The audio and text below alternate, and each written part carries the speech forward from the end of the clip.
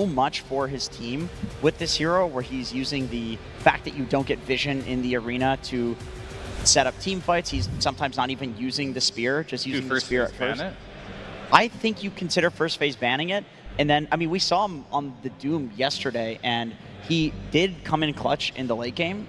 But the early game, he really struggled. He was like 5th on net worth or something, which is very atypical for a Doombringer. Yeah, but then Topson just carried him with Sniper, though, right? Then you're giving the Sniper away. I don't know. If I was like in the coach's seat here, there's 4 heroes I'd ban if they're first pick.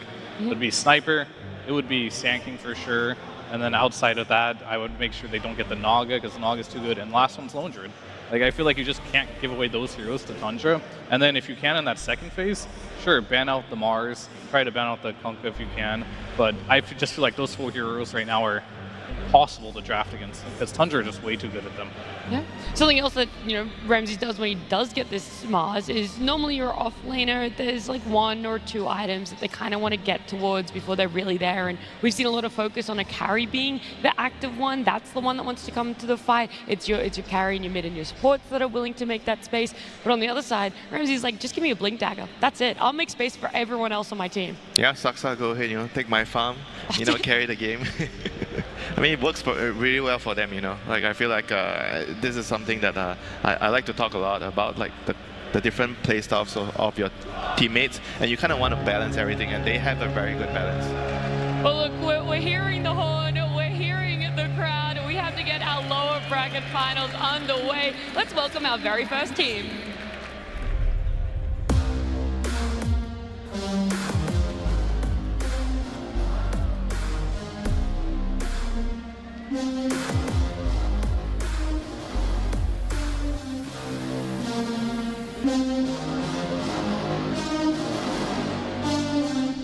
Welcome on stage, Gaming Gladiators.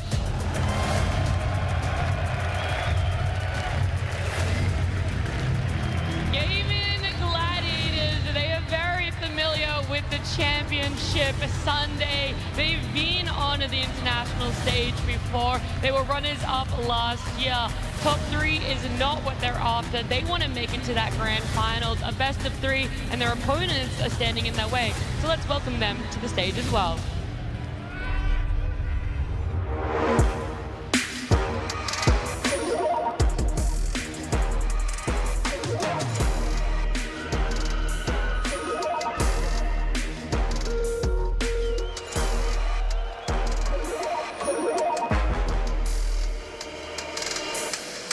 Welcome on stage, Tundra Esports. There are a lot of cheers for Tundra out there. People hoping to see Topson claim his 3rd Aegis. They got to stand in Saksa. We're seeing SEA Pride in a white mode. This team is familiar with the lower bracket after their run yesterday. They're not afraid of elimination. They've been on this verge before. It's big smiles across the board for them. Let's see what's going to happen in game number 1, and if those smiles are going to remain, Jenkins. Well, we have good news for the Gaming Gladiators fans in the audience. Quinn was chewing his gum today. He has a 100% win rate in series in this tournament when he is chewing gum. Before the series starts. Yes, I believe he had lockjaw yesterday, and that's why he could not chew the gum. Well, look, hopefully, you know, all the bugs have been figured out for them. Any issues in their draft, they're shaking off the nerves, because Gaming Gladiators, or for Tundra, it's going to be a really long day for them when they do make it in the grand finals. But you got to keep your eyes focused on this game number 1 here. They're going to be taking their seats. They got their coaches in their boots. Do you give a little bit of a pep talk here as well before you get straight into the Dota talk, or is that already done? You already did that in your warm-up rooms, and you're just fully focusing on draft now? Typically in the warm-up room, yeah, you do the huddle, you do your pep talks, you get all the stress out of the game. Just get into it, start talking about the game, and now you just try to relax. You get inside the booth, it's all about just relieving the stress, talking about strategy, and maybe clicking around on your mouse, playing one of your favorite heroes in a demo lobby, one of my favorites, and just making sure your setup is nice and comfortable. Who was your hero in the demo lobby that you would do before? Almost always Earth Spirit. A lot of buttons on that hero to warm up. Oh, okay, you gotta warm up the fingers and everything there. What about yourself, Winter? Play some Invoker. Same thing, a lot of buttons. Classic. It is the classic there. What I love is we're seeing here on our lower thirds, not only our players, but the last meeting that they had up against their opponent, the hero they were playing, and just how well they did it. That Underlord looked fantastic on Ace when he went up against Tundra. It didn't have the same effect against Liquid. Do you think some of the nerves, some of the confidence is a little bit shaken, Jenkins, in those previous picks? I think today, probably not, because they actually had time to sit down and, go over what happened. I think they'll probably go back to the Underlord if they can and go back to their original strategy. They picked some goofy stuff for Duraccio. I should say they tried stuff for Duraccio because with the lone druid that we're seeing, like, people are still trying to figure out the meta, even on the last day of TI, but the Muerta doesn't seem like it's that great. The Klinks is very risky as well. We saw Ace on the Primal Beast. It just doesn't fit the current style that Gaimin is winning with, so I feel like they just need to run back what they did in the previous series, at least one game. If that doesn't go well, then they can go back to the drawing board, because clearly Tundra has made some progress and they've leveled up since then, but I think to start, just do what already worked before. Yeah, back to basics, right? You just need to make sure what were you winning before, and you have to kind of try to focus on that and maybe make some adjustments in the bans. I feel like, and just try not to be too worried about your opponents. I think the last thing you want to be is like just trying to figure out, oh, what are they going to do in this game? How should we deal with it? Just try to focus on your own self, calm your nerves, and just play your game, Yeah. The other thing I like seeing about all the heroes popping up there is it's refreshing my memory on exactly how that game number two did play out on the side of Gaming Gladiators. They had that Enigma go into the position 5. It felt like, his whole sole purpose was just focus on this puck, try and get this black hole on the puck. Topson had one of the worst performances we've seen. Ramsey's on the Conqueror as well. There was just massive damage issues coming out from them. And so I wonder how you're going to combat that. Is it now team fight centric? Is that the answer to stopping Gaming Gladiators? Focus on having more team fight for yourself, Theo? I think that definitely helps, but in that series in particular, I feel like Tundra learned a lot, right? And they started picking new heroes. They were running like Drow, Alchemist mid, heroes that just like we don't see. But it was really eye-opening after losing the game, and there's like, we need to start adapting to the meta. They started picking more of the meta heroes there instead of trying to counter what they see. Moon even talked about before, we tried banning out the zoo. That's just never going to work. This is like Gaming Gladiators. They've been running these strategies for 2 years. You can't ban them out. You have to know exactly what you're going to give them and how you're going to play against it. And that's the only way you're going to beat this team. And I feel like that's what Liquid did really well. They put Quinn in position where he had to play this mid DK twice to supposedly counter this Puck and this Queen of Pain, but Nisha had a way around that. Now all of a sudden Quinn is on DK. And they found it very difficult to draft against. Can Topson put Quinn in a similar position? We'll have to see, but there has to be that one piece that you exploit in what gaming does. You can't ban them out. Come ban them out. The Dragon Knight is one that's pretty consistent, all right, being picked up for a lot of teams throughout this tournament, throughout the road to the international and here on the main stage as well. But is there even a chance, Winter, that it just goes completely ignored? Not even necessarily banned? Like, what about it is what about Dragon Knight is it that teams love? What does he contribute either in the mid lane or the carry that gives him that flex too? I personally don't really rate this hero as high. I think there are a lot more other heroes that are more terrifying to play against. I think this hero, it gives you value in the draft if you want to pick something flex early. I think it does provide you with that, but we've already mentioned it, how we really dislike the mid DK, because you kind of don't really use the strength of the hero, because the strength of the hero is he farms really quick with the Fire Dragon and he scales and he does a lot of damage. But with a mid DK, sure, you can maybe put it into mid when you see a good matchup, but after winning the lane, I feel like you probably shouldn't really go for the mid items. I think you still need to be some sort of carry, because Queen went from Mage Slayer into a Hurricane Pike, which kind of felt okay in the beginning, but the longer the game goes, I feel like the hero just falls off completely, and maybe that's not the right reason for picking the DK, and you're not really using the hero. I mean, the DK scales like a carry, not like a mid, where you're going to be these Puck and Quops building magic damage, killing the backline. You're just building into physical right-click damage. And it's really awkward to get there as a mid, because you want to be on the map all the time, like threatening supports, killing them. But DK can't really do that. Like, you have to just go with your team. It's very linear playstyle, and then you just have to just farm until you have like a Daedalus, and then you're just like a right-click carry. And that's why it's kind of awkward, because you're missing that magic damage, like mobile hero from the mid lane. I will say I could see Gaiman leaving the DK in because this is a hero that was pretty much invented by Pure in the carry position. Nobody else was playing DK. It was falling off. Everybody was going for the green dragon form, and Pure was just like, okay, well, this cleave facet is really broken, and he was consistently the most farmed hero in the game. However, we saw the Windrunner with the Revenant's Brooch yesterday. That tore DK to shreds. And that's the thing, DK likes to play these long fights, and he can do that because he can kite with the dragon form, he's got a ton of armor, he's got a ton of regen. It's just very tanky. Not against Windrunner. I also feel like a hero like Alchemist will outpace a DK because, yes, DK can farm fast with his cleave. You're never going to outfarm an Alchemist. If you can get some auras and then have an Alch get that Radiance plus like 1 or 2 items timing, you will beat a DK. So I guess I see solutions to it, but I also see a team in Tundra that is very good at DK, and I think they'll probably still pick it. So Gaiman could bait it in this way. I mean, the issue with the DK is he's slow, right? And Gaiman is probably the fastest team here. You know? That's why we hear them mentioning trying to slow the game down. So if you're trying to slow the game down, is DK even the right choice to do that? You know, because the hero needs to farm a lot. Maybe. I mean, he can stand in front of towers at least and be very tanky. Like, he can be that wall for you. So I guess it depends on what you want in the draft. And also, like, I feel like Underlord is a really, really good hero against DK, and you might not be able to ban a lot of those heroes, and Ace really likes playing it. So you have to really consider a lot of things when you're going into the DK. I do remember as well, yesterday, Fear, you were telling us that every game for Gaming Gladiators over 40 minutes they've lost. They're not a team that this tournament has felt comfortable going like it.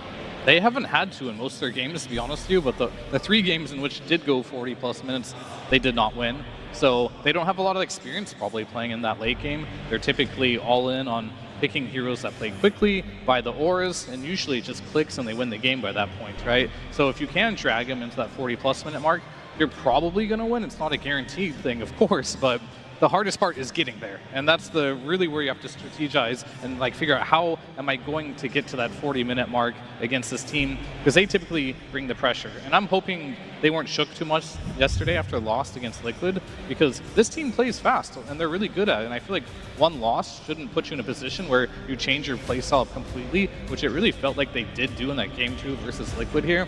But you do have the night to think about it. You have to talk from your coach. It should be easy to reset. They've been playing the same way for like 2 years, pretty much. I don't see why they wouldn't just revert back to what has been working for them. There were some fantastic stats, by the way. I do love it that Tundra have a higher average game time by 3 minutes over Gaming Gladiators, but they have the shortest game length. 15 minutes, but also the longest, 67 minutes at this TI. I mean, the fact that they're 2 opposite ends of the spectrum for game length is pretty phenomenal. It does show the versatility, what they're able to do there, but Gaming Gladiators, they were very consistent. I believe that their shortest was like 24 and their longest around 40, so they know that window. They're able to really hit not only the power spikes for them, but the item timing spikes. And we've talked about what heroes have slowly been rising in the meta, who has been favoring what, but you mentioned the Wind Ranger Revenant's Brooch. Let's talk about other interesting item builds that happened throughout this tournament that you guys can remember that might also still be worthwhile mentioning on new heroes. Is this Revenant's Brooch only really viable on a Wind Ranger? What is it about it that makes it so good for her that it's like, why had no one thought of this before? I mean, what makes it so strong is that you are not draining mana when you are using the Whirlwind, and it turns all of your damage to magical damage, which means what people would normally build against it, which is a bunch of armor and sustain and Crimson Guard and these things that are preventing these, you know, small damage instances of physical damage. All of a sudden you have quite large damage instances of magic damage. Nobody's going Eternal Shroud. This item is dead. We're seeing not that many BKBs, and even if there is a BKB, you can just turn off the Revenant's Brooch. It just makes it so this hero feels relatively uncounterable in the game. But it is like a 4th item, so you can still have a timing against Windrunner. I do genuinely believe today, when we see Liquid play in the Grand Finals, this will be a thing. It was against Muerta, and in the previous game it was against Underlord with the Crimson Guard. So you could argue the only reason that he did that was because in those 2 games, it actually happened to be a very good item. So it's still situational. It's not just, hey, this is a great item. I don't think so, but I think people are going to make that argument until we see it in the grand finals, because I think Liquid is the type of team who discover tech on the final, second to last day of TI, and then use it to try to win TI. I think that's just the type of team they are. Yeah, I agree. I think it's just straight up good on the hero. Like the specific situations that we talked about, like the armor, the DK, the Crimson Guard. I think those are situations that make it even better. But I think in general, it's just a very, very good item on the hero when you can abuse it without using mana and you're running in late game. There's a lot of heroes that have armor items, so it's just going to be very, very useful regardless, you know. It's pretty interesting. I think the carry pool right now is incredibly small right now. Wind Ranger has been in the meta for the entirety of this TI, even the road to the international, but it's evolved even further to become from like S tier to SSS tier at this point. So like Wind Ranger, Lone Druid are going to be the best carries right now that I think all the teams are going to be looking after. And on the second tier, I think we're going to have like Alchemist and Luna. And then I'm not sure what's after that. I think that's it. That's the list right there. People are trying to pull out like these Mortas and Quinces after that, and they don't seem really good. Those heroes are probably fine if the other team doesn't have one of those 4 other heroes. Yep, and I think a point that, Fear, you made on one of the first few days of TI actually was that people just aren't flexing heroes. And when they do, we saw Snaking flexing the Bristle to a 5 position. We saw Team Zero also doing that.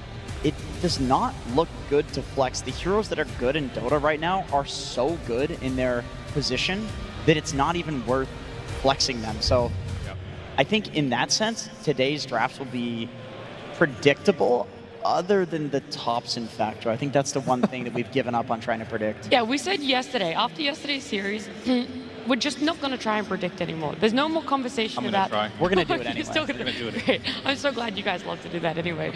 We did see the small comparison between the hero diversity of the 2 teams there, all of their players, of what they like to do. Celery having a much higher hero diversity than Whitemon on the position 5 is a bit of a head scratcher, because it feels like we've got so many good supports that you wouldn't really be looking to bring in outside heroes from that meta, you know? There's bound to be something let in that is quote-unquote broken that people love to prioritize, and yet Celery is still finding more. Gaming Gladiators are still able to put them on heroes that aren't fitting that quota of a Tusk or a Naga or a Shadow Demon or an Enchantress. I mean, he's one of the only ones doing the chat.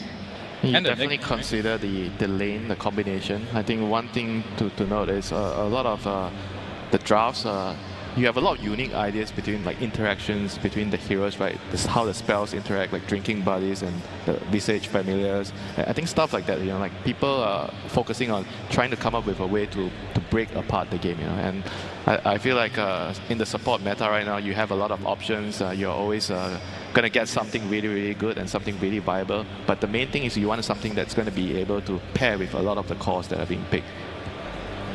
Yeah, another reason in my eyes that this is happening is because a lot of the teams that are trying to beat Gaimin are trying to ban out summons and aura type heroes. And one thing that gives Gaimin a lot of strength is that they will always build the auras, but who they're building it on and what aura they're building will be dependent on the hero. Like they might give Celery Chen, where then he'll go for the mech, and then Ace can go for like a Crimson Guard first on some Underlord. They will always have like a couple of aura heroes, but they'll change up who is building what. So that's why the diversity is so huge, because you, like Winter said, you have these combos, and then also if you want like a Solar Crest hero, for example, you know, maybe you're less likely to go for like an Enchantress, and maybe you're more likely to go for Naga Siren or something like that, you know.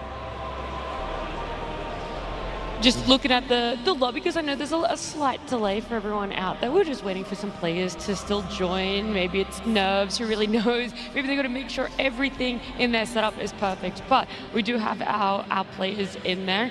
Do you want a fun little anecdote that I don't think I've said on broadcast about Gaming Gladiators yet? It's all right. All right. Oh, I'm glad Jenkins is into it. You see young Dyrachyo there pacing in the background.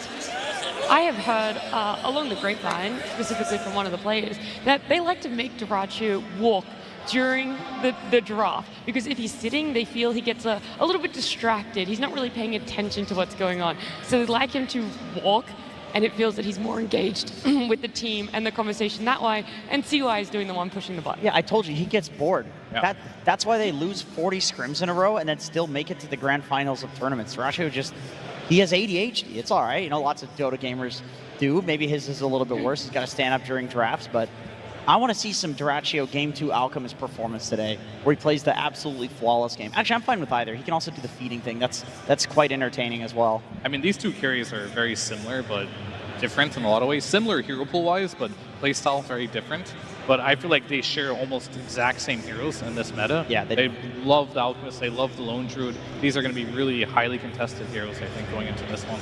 Yeah, I mean, the Lunar is the one that is a bit of a question mark for me, because Pure had found so much success, and it was stopped very abruptly in that upper bracket against Gaming Gladiators in game number 1, and we haven't actually seen him go back to Falling it off. since. I mean, he had an Alchemist mid that game, so...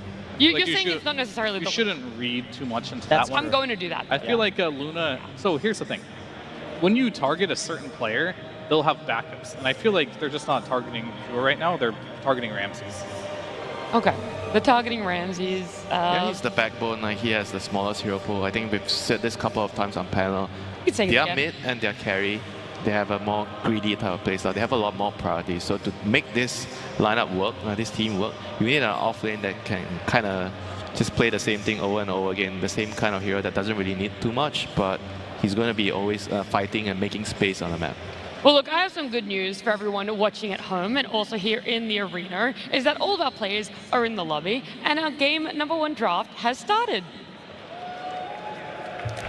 Gaming Gladiators versus Tundra Esports. Game 1.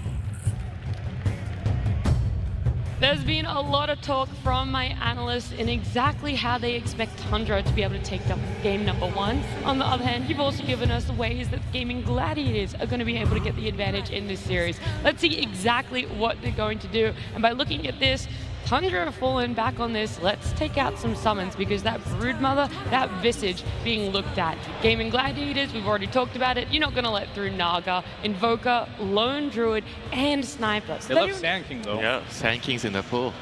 it was one of the 3. It was either going to be Sand King, Lone Druid, or Sniper, and they feel that this Sand King is easier to shut down than the other 2. Yeah, I figured they wouldn't ban Invoker, because like I don't know if that's like a first pick overall hero, but Gaming feels like it is, and it's an issue for the hero pool, so they had to make their choice. I really think Naga, Sniper, and Lone Druid definitely can't go through. No. Sand King potentially can't go through either, but it is going through, so we'll have to see. This hero has looked absolutely ridiculous in some games, especially, I mean, actually Ramses has been really good on this. We saw a clip earlier where he burrow striked in with the Epi, stole the Aegis, a very pivotal point in that moment, that game, and we've all seen 33 just become an unkillable hero. You get the Bloodstone, and then somehow you get the Vampire Fangs on top of it from the neutral item, and now your hero's just unkillable, and then straight into the Wind Ranger. That was the other S-tier carry left in the pool. I can understand the Invoker ban. I feel like Topson looks exceptional on this hero, and we've seen Invoker beat matchups that in, you know, historical Dota has never happened, so it does feel relatively uncounterable mid with the new facets, and also the fact that he's a universal hero, and the fact that you can invoke spells during invis means that a player like Topson, who likes to be incredibly active, can be even stronger in terms of his rotation. So I can understand this. Letting the Sand King through may end up being a mistake. Topson has not played it yet, but we said the same thing about him playing Viper yesterday, and he was good enough at it.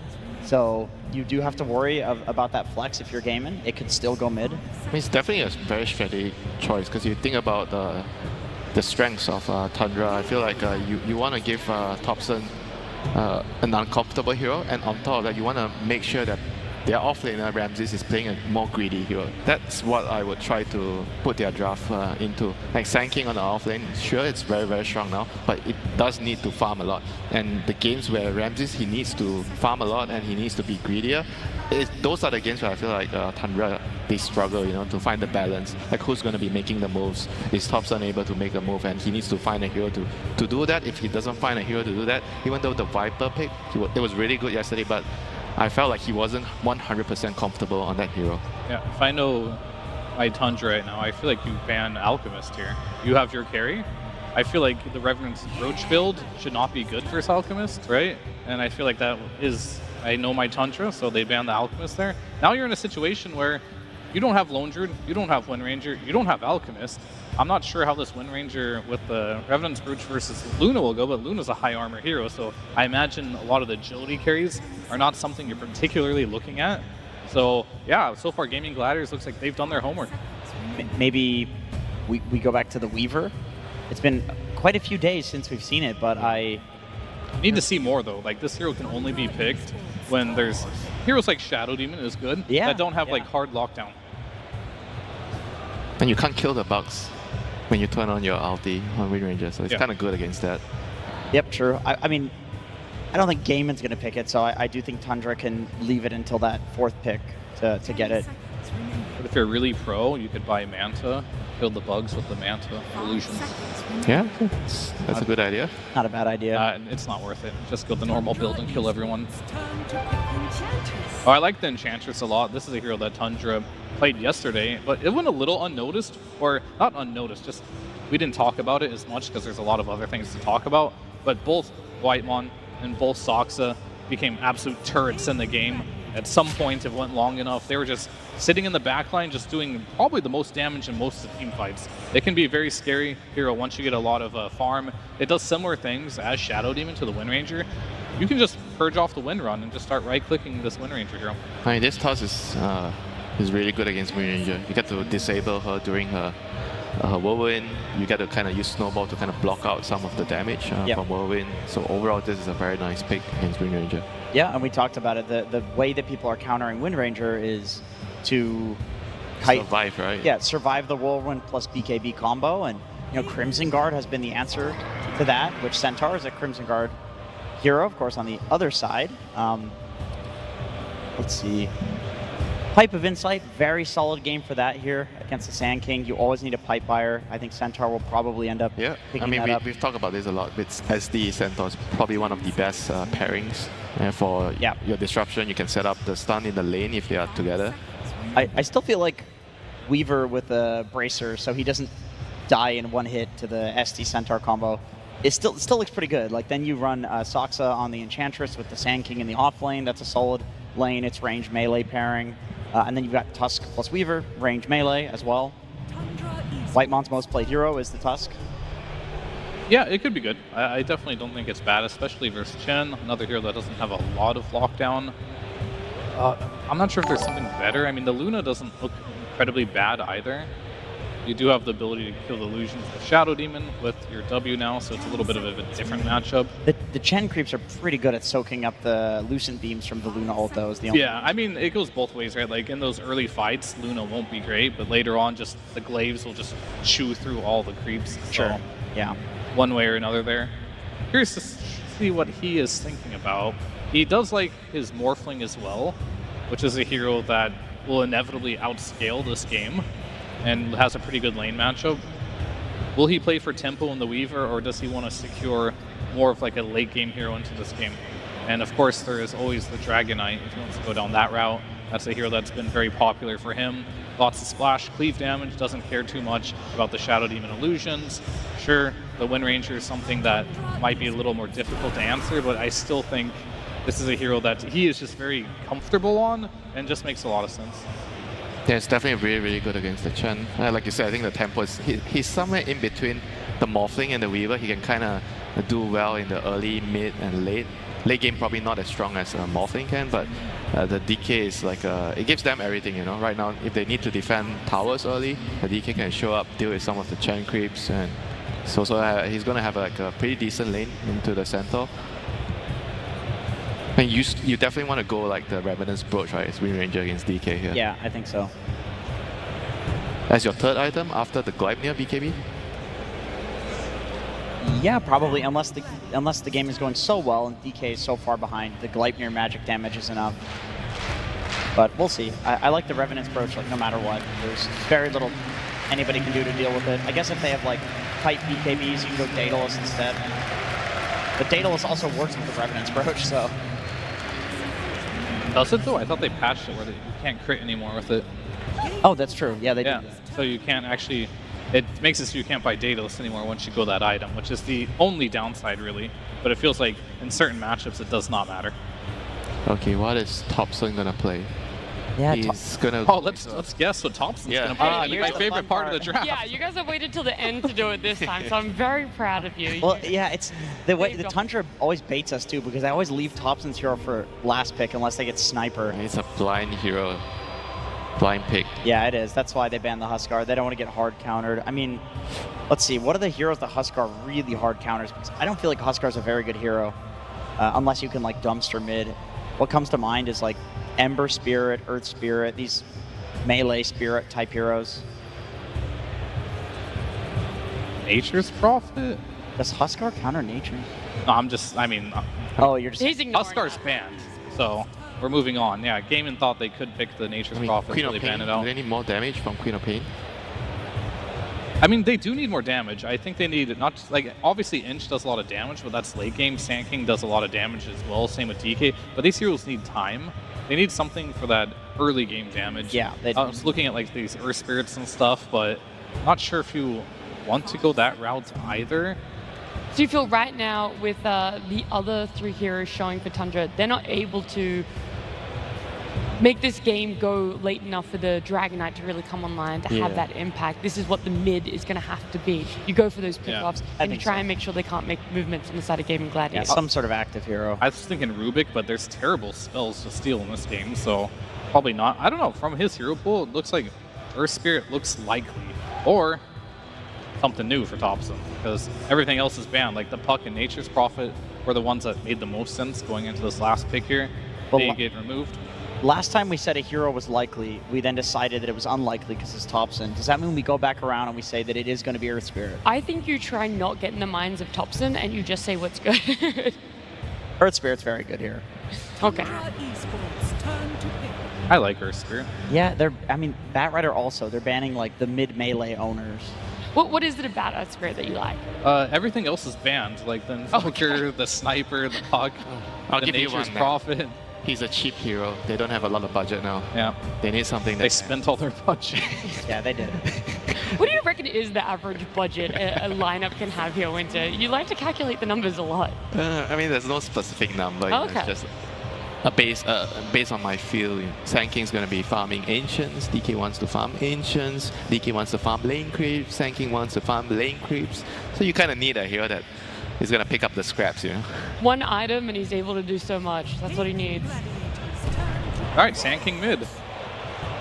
We didn't really think they would do that because like, oh, they have Ramsey's hero, but Ramsey's like, I have another hero too that's still in the pool, and the Mars, so they're gonna put the Sand King mid. This is kind of a better version of Earth Spirit, the Sand King, I want to say. They both do a lot of AoE damage, but we kind of thought that Ramses would be playing this offlane position, but he's not. So now you're in a position where you see the Sand King mid, and you probably want to punish it. And I feel like there's some decent options left if you want to pick their ranged heroes that can just click the Sand King, but I don't know if you can truly beat this hero in lane.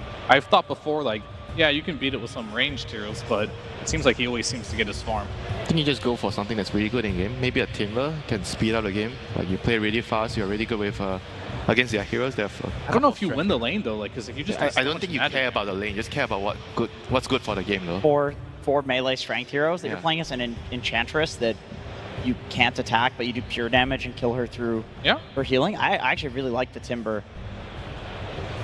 I'm not sold on it, but it on paper looks good. And they're going to go with the hero that just makes it so, okay, this actually makes sense against the Sand King. And this is one of the few heroes that probably can push him off. Because what happens is Sand King has to right-click the wave, get up close, and just do his caustic stuff. But Viper's not going to allow that. And on top of it, you're going to get your corrosive skin, which is going to keep proccing on the Sand King indefinitely because you can't really control it. But then the Sandstorm, they really want to crush this mid lane and make sure Topson can't get active. It's pretty fast. I think this is definitely punishing for sure. It's on the same routes of the Timbersaw, where you're just going to like crush the lane, and you have that massive amount of magic damage to deal with these tanky cores. Yeah, you have the break against the DK, which is always nice as well in the game. But for Tundra, I feel like they have like a double off-lane lineup to kind of slow the game down for this DK, and they are going to be really counting on that to work. They're going to have to also deal with the pressure from the Chen. I imagine the Chen is going to move to the mid lane very early with the SZ. You want to just punish the Sand King, take his tower, and Tundra have to be ready for that. I really like this last pick from Gaiman. It is basically the Timbersaw that we were asking for in terms of it's a melee strength owner, but it is better than the Timber because it will actually do very well against the Sand King lane for the reasons that you guys listed. And if they're making space for a DK to farm with these two offlaner type heroes, DK gets broken by Viper as well. So it also solves the win condition of Tundra. I think Gaiman found a very good last pick here with this Viper. Well, look, luckily we're ending on a positive note for Gaming Gladiators because we're heading on down to the stage with Slacks and their coach, CY. Ladies and gentlemen, hello Copenhagen!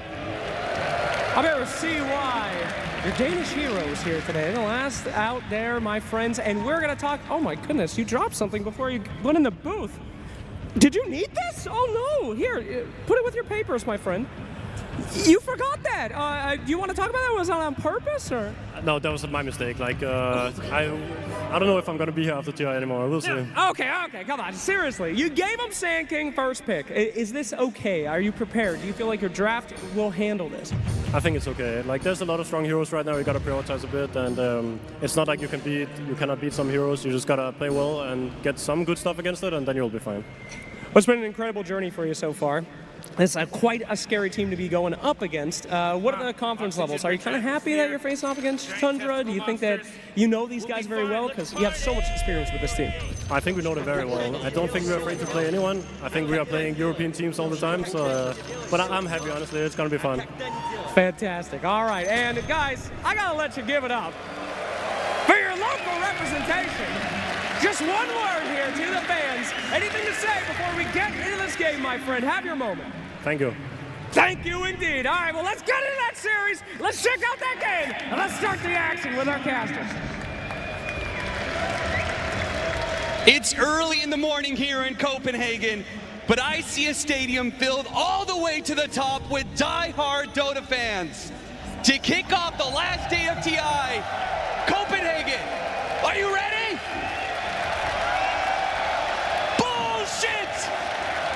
It's been a long journey for us to be here in this arena. It's taken 13 years of internationals for TI to come back where it all started.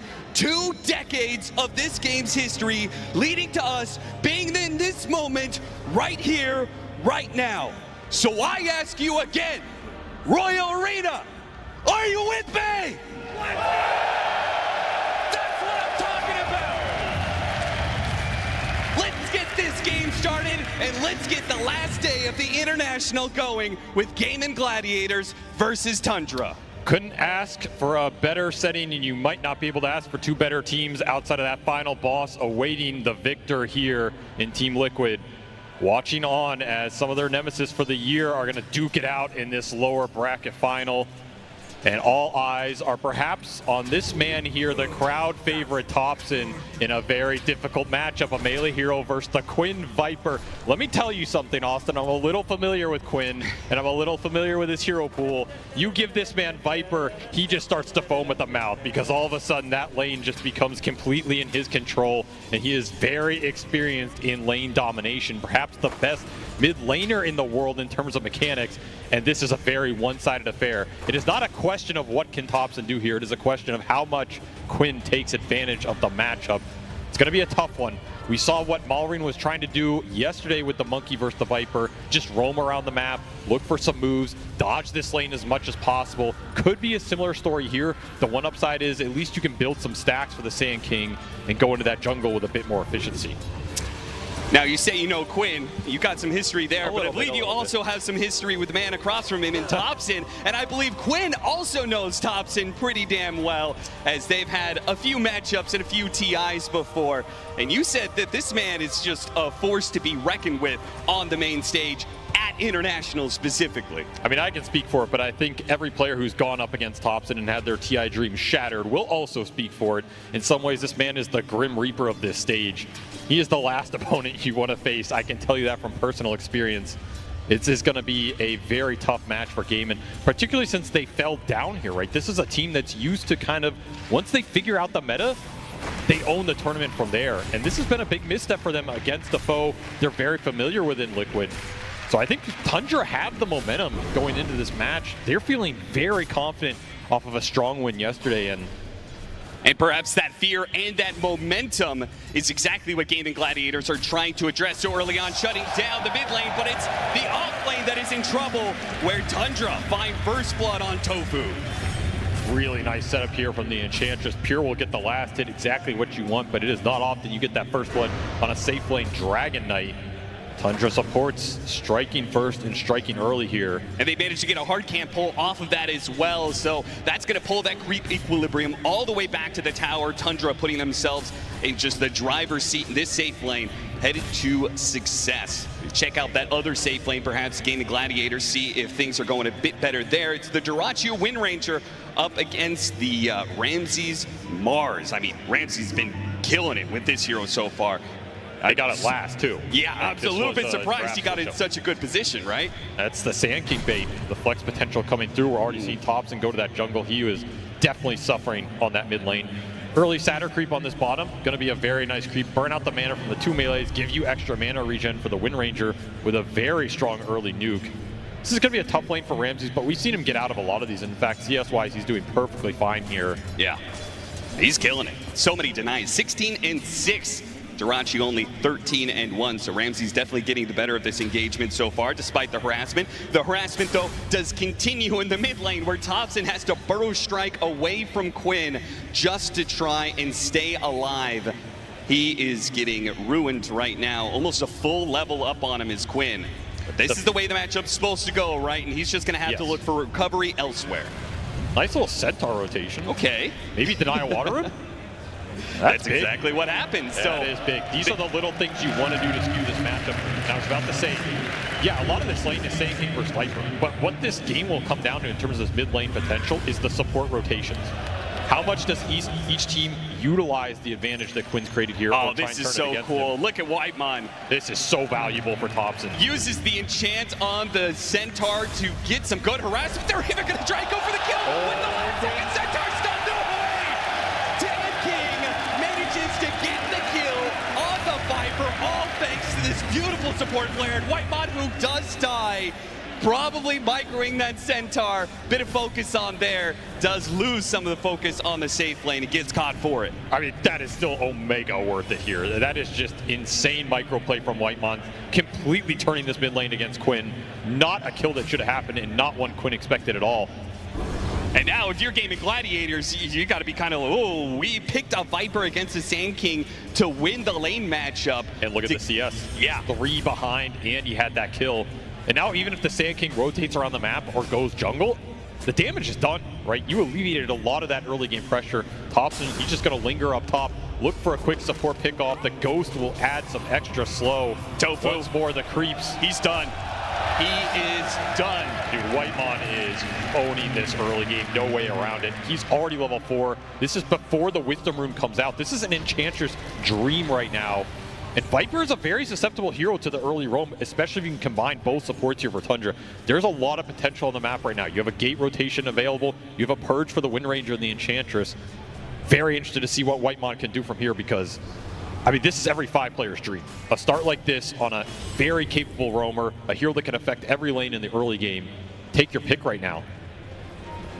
Battle for the Lotus is here. Let's see who clicks it first. It is Ace this time around. A second Lotus is added to his inventory.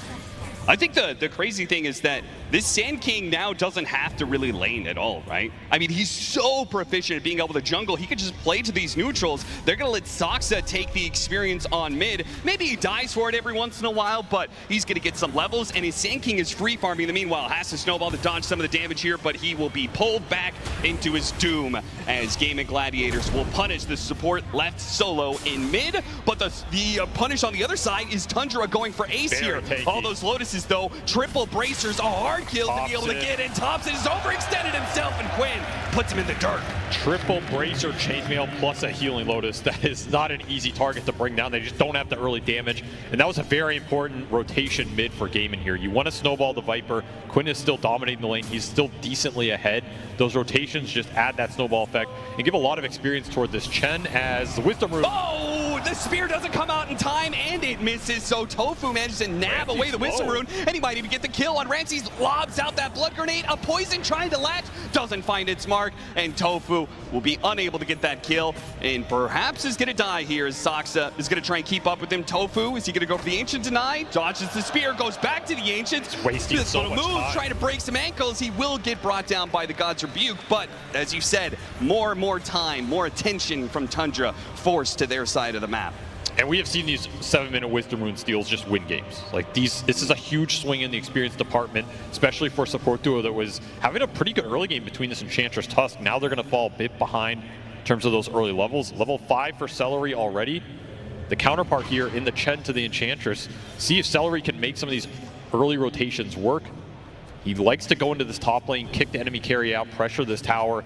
If he has the levels and the creeps to do it, he's in a decent position to make that kind of move right now.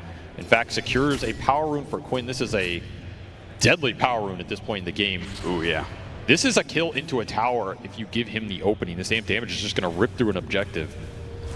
There is kind of, though, that pressure to do something with that amp damage, right? Because you know the Sand King's just farming away this entire time. You've got to start taking objectives soon. And Dyrachyo, he's going to be in a bit of trouble here. Got him inside the arena. Ramses gets the pin as well, and they have the damage. Thanks to Whitemon, again, showing up at the right place at the right time, hits the enchant to get rid of the win run. Back to middle lane where Saksa continues to suffer. Obviously, there's not much he could do about a Viper kill. Does manage to get that kill and tries to hit that mid tower, tries to hit the Dragonite as well. Topson was thinking about trying to TP to help out, but he realizes that is a no-go and has to stick up to this top lane, canceling his TP. Really nice snag bottom for Tundra, but they're getting pulled across the map right now. Cancel TP on the Sand King. The towers are getting pressured. This mid tower is gone. That amp damage room plus a solo kill for Quinn. He strikes back. Oh, Tofu spotted. Didn't hit the Burrow Strike. Will hit the Epicenter. That's going to slow him down a little bit. And the shards will keep him in the AoE. Saksa makes sure that Topson is able to deal the damage. Topson, you can see, is playing defensively just for fear of more heroes coming to assault, but not the case. It's also Stampede used for Gaimin, and these Stampedes are going to be really influential in the early game, either for the gap close to find your target, help the Viper out in the fight. That one did not save Dyrachyo bottom, but he will make the rotation anyway. It's the win. Nice shackle shot. Still, though, Dyrachyo's going to be surrounded by heroes. Where's Ace to be able to help out here? The Whirlwind is doing a decent amount of damage. Can't quite finish him up. The power shot misses. Topson slips right past that one. Saksa is now going to be the target of Gaimin Gladiators instead, but they're running through this sandstorm constantly. Still, though, Saksa slowed down by another blood grenade. Oh, gets out. Get his drinking buddies all the way to Topson. Pulls himself out of danger. I mean, Saksa God right there. Gets the kill, gets the bailout. Even the Viper rotates up here, but Quinn is too late to the party. They defend this tier 1 top, and meanwhile, another quick kill for Ramses on this Mars. He got it last in this draft, and he's already put it to work. 3-0 start for him, as Whitemon will help him deal some extra tower damage down here on the bottom lane. Pure cutting mid as well. This mid lane's been annoying for Quinn. Where does he go? He just keeps on going into the neutrals to try and take some of that away, but no, he has to kick out Topson top. He has lingered way too long up here. Snowball, oh, it's going to pull him straight to Quinn. This is a dangerous position. That's why Topson's going to try and get out with the Burrow Strike, and the Saksa follows him right away with the drinking buddies again. This duo is just too mobile for Gaimin Gladiators to get the hold on them. They just don't have good lockdown answers early. It's another TP for this Viper. They do get Topson out of this top lane, but their catapult dies. This tower push is going to be a bit slow. Very frustrating early game for Gaimin as you're looking at these net worths, and Tundra very happy with what has happened here. They got out of the laning phase versus this last pick Viper, versus lanes that were potentially difficult, and basically won, well, all 3 for their cores at this point. Topson is not behind at all. Saksa, he's going to be running into a ward, so there's no way out. No heroes to pull him out with the drinking buddies this time around. He goes to the creep wave, surrounded by 3. So he should finally pay the price. He's just going to do what damage he can, stall as much as humanly possible. But it does seem like this top lane is finally going to be forfeited by Tundra. They lose that hero, and they're going to lose the tower as well. Pure taking advantage of this moment to clear through some of those ancient stacks. He is getting very far, and we've seen some crazy GPMs on this Dragon Knight. He's going to have another pretty free game here. It's Topson catching up mid, and the tower being pressured by the Dark Soul Summoner. So Whitemon continuing to exert pressure on the map. They're fighting for the 12-minute power rune. It's a dangerous rune. Got him inside the arena with the epicenter. He wins for the save. He tries to stop Tofu's disruption. Looks like they'll have him surrounded and killed. But what about Quinn? He picked up an Invis rune, comes out of that one to try and put some damage on Ramses. He regrets that decision though. Trying to use the Stampede to get him out of here, but the chain stuns. Make sure that he's not going anywhere. Wait, the Centaur stun. It comes through. Stalls him up still. Snowball gets him too. Quinn can't finish him though. No more damage left in the tank as Gaming Gladiators pull all their heroes to help out their mid lane. 3 points in corrosive skin plus all the Chen heal, enough to keep Quinn alive as he mans up for the rune and is rewarded. Gaiman, this is a team that's going to bring everybody to these sorts of skirmishes. Tundra, I think they felt like they had the numbers advantage, but you never have the numbers advantage against this team in the first 20 minutes. And this is not a fight that Pure was close to coming to, so you're just outnumbered 5v4 in the end. And that's the power of Stampede in this early game.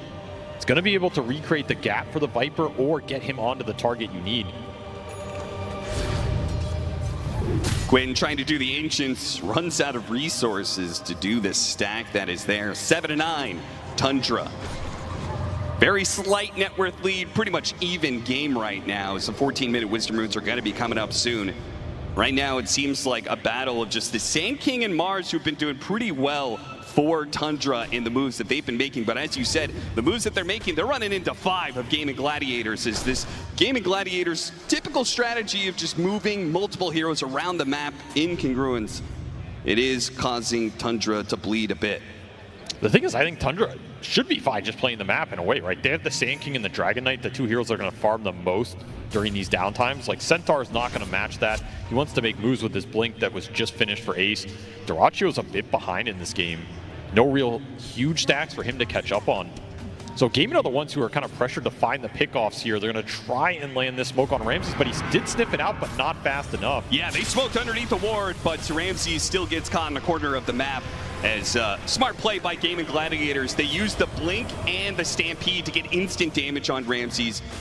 Make sure he wasn't able to use quick fingers to get out of that. The thing is, this is a smoke that it's not yielding you a lot of map control right now. And if you look at where Tundra are on the map, Whitemon continuing to cut this mid wave with this troll. He's getting tier 1 tower pressure. The DK's clearing through both Ancients, and the Sand King's vacuuming up the bottom half of this map right now. You really need to convert these moves into more map control if you're game and get deep wards out. Swing to the other side of the map. Right now it's Durachio clearing out the junk. Not really what he wants to be doing. Tundra are getting a lot right now. And it's just going to be a fast BKB for the Dragon Knight Pure. So he might opt to try and fight earlier in this game and deal with the death ball Gaming are proposing.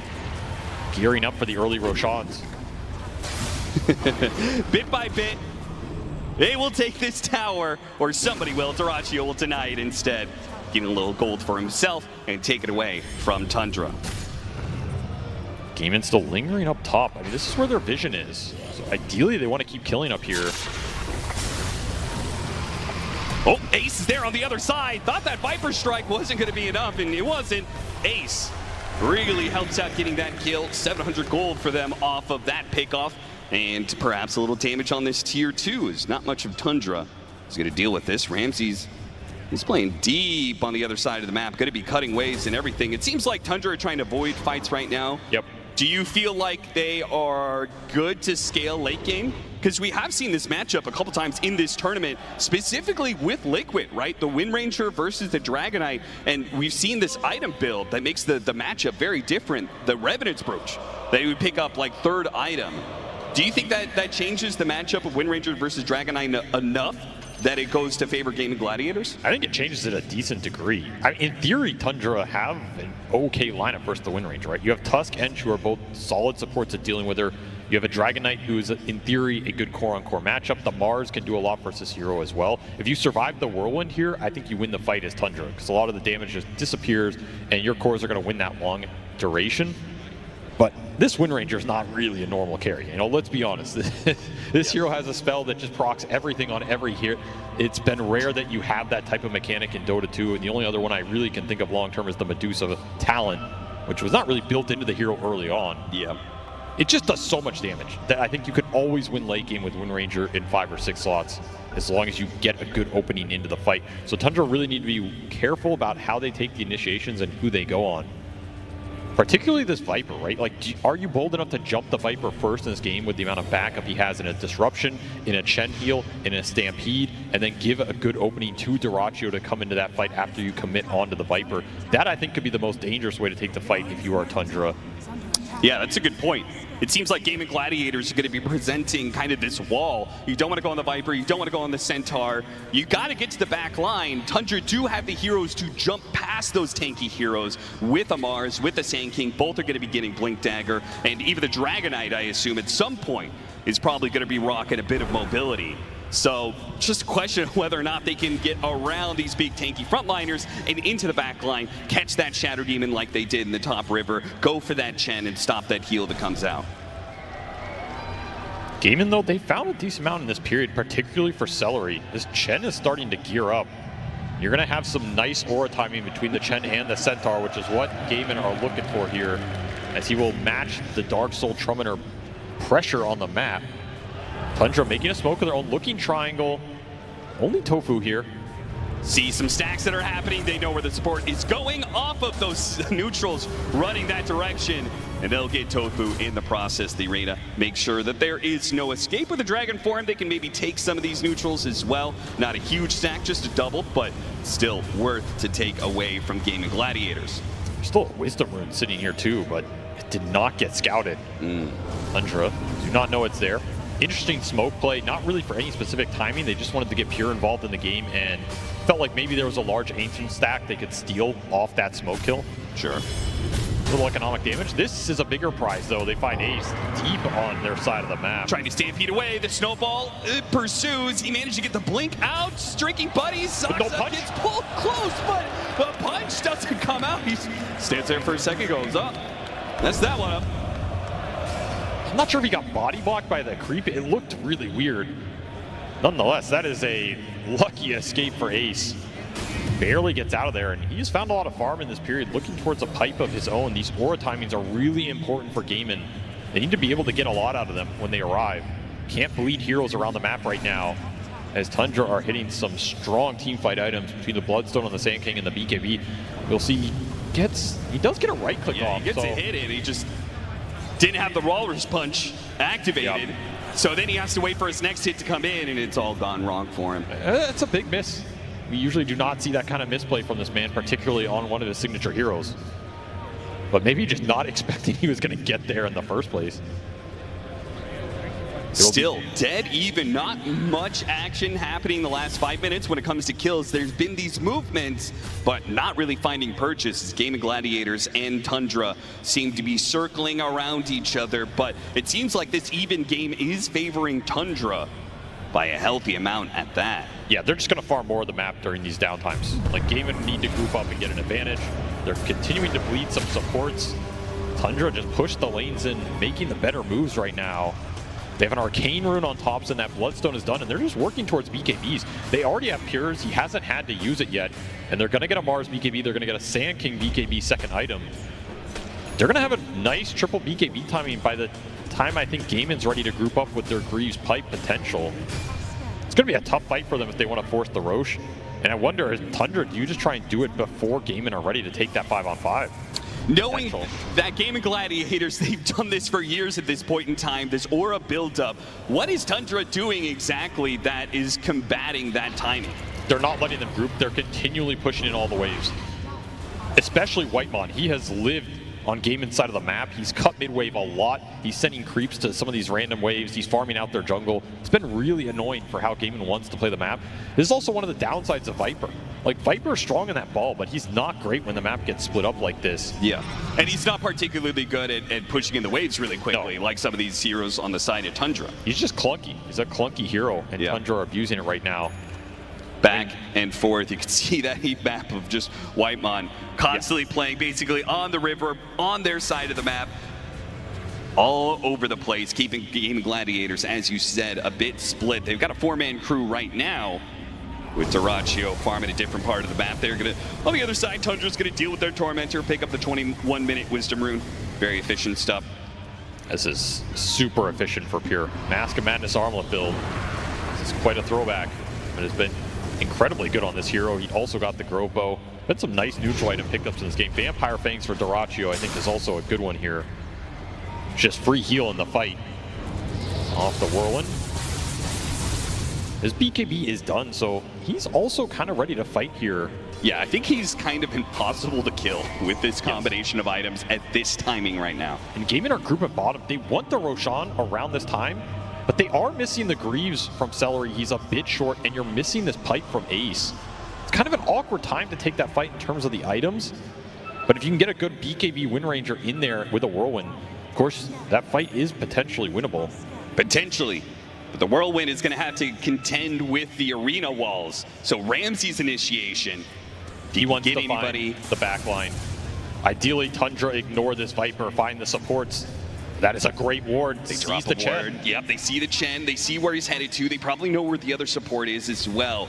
They're gonna wrap around, avoiding this high ground, making sure the smoke doesn't pop until he gets the arena on both the supports. A quick disruption maybe bails out the Chen for now, but Fury gets stunned up for a second. Now he starts going to work with the both of the supports grouped up. Still though, the heals are keeping him alive for a little bit. They manage to get off most of their auras in time. Will it be enough though? Tofu, he's gonna be the next one down. Another support though. Chen is gonna come back into play with a buyback. What a stop. Gaming Gladiator, he's pushed through this one with Pure already going down. Next up is Topson. Topson hits the Stinger. A spear goes through, landing onto the Centaur. Topson's getting bursted down. Too much damage from Gaming Gladiators as Quinn, Snowball, Wade, Soxa got him with the punch. This time around, he will hit his mark, and Tundra will find that the best initiation they can get is still not enough to defeat Gaming Gladiators right next to their outpost with buybacks ready to go. Ramsey's But maybe still they're going to here. go for a second part of this fight. Nope.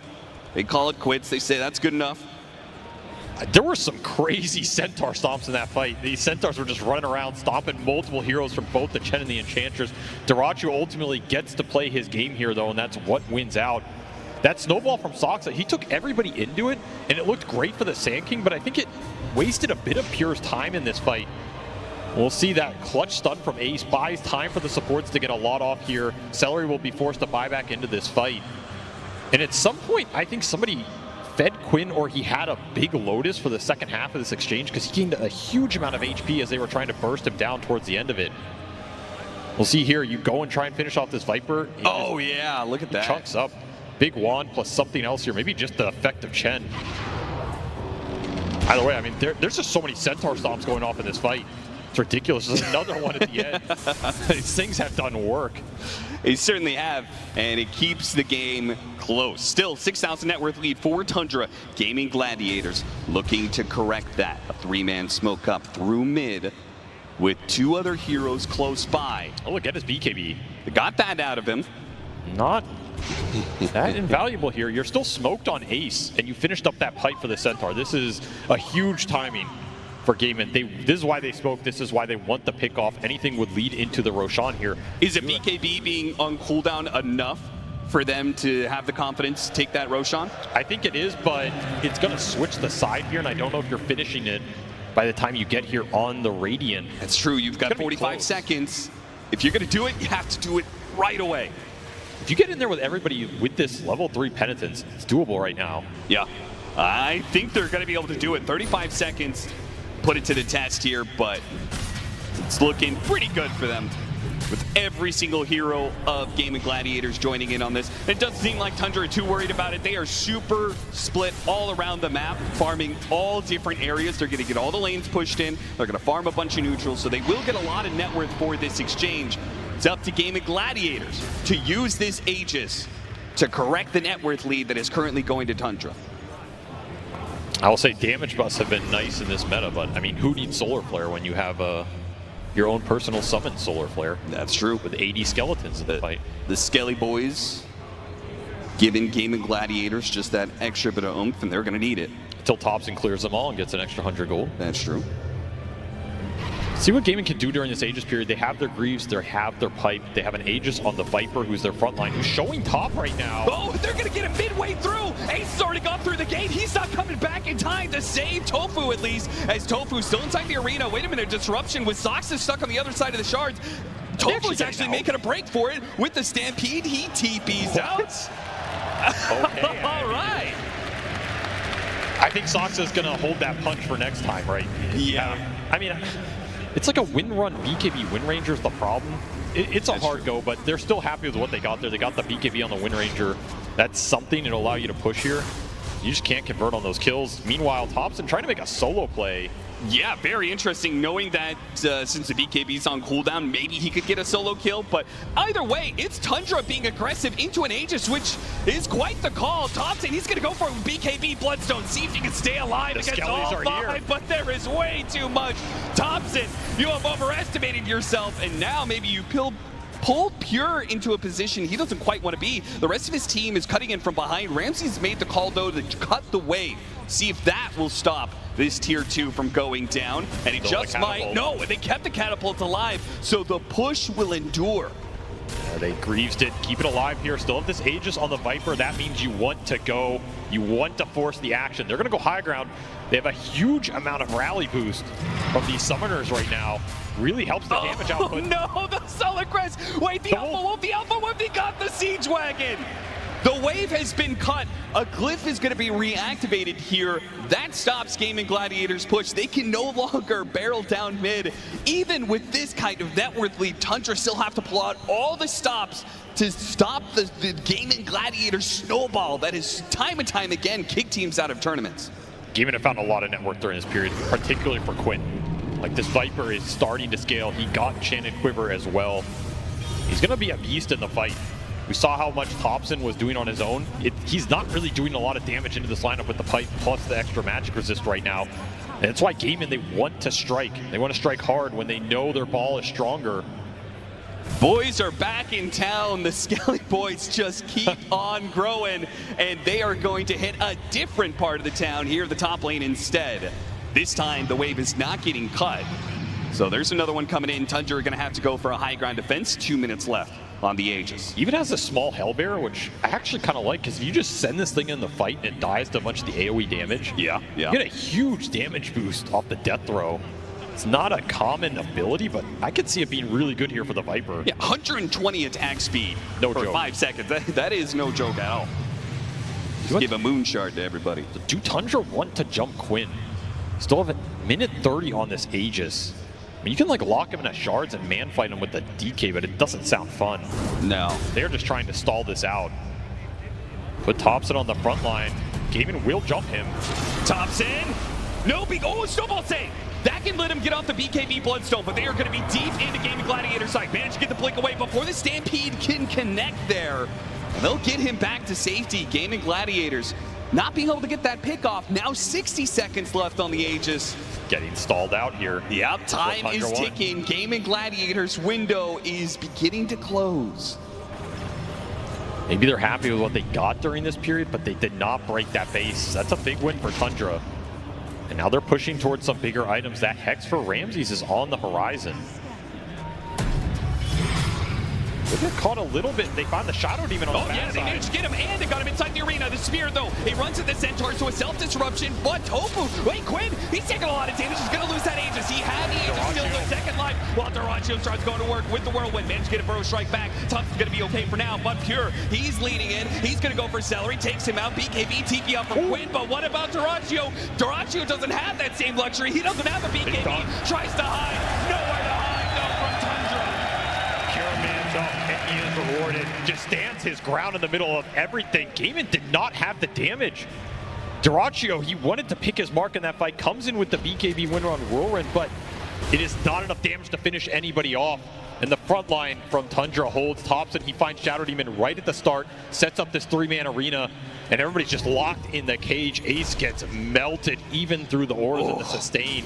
Just a brutal amount of damage. This Whirlwind, it can win you the fight here, but it gets disjointed, and now all of a sudden all you have left is this BKB Dragon Knight on the front line, and it's not a hero Duraccio can man fight at that point. This is through the Viper Aegis as well. That, in theory, was a good fight for Gaimin in terms of that timing. Did not do him any favors here. Topson made the call. He made the blink initiation, catching Gaming Gladiators a bit off kilter. And as a result, the team fight is messy, it's bloody, and it's bad for Gaimin. Now a 12,000 net worth lead for Tundra. And I will say, Quinn, he barely got out of there as well. That punch from Soxo was mid-land.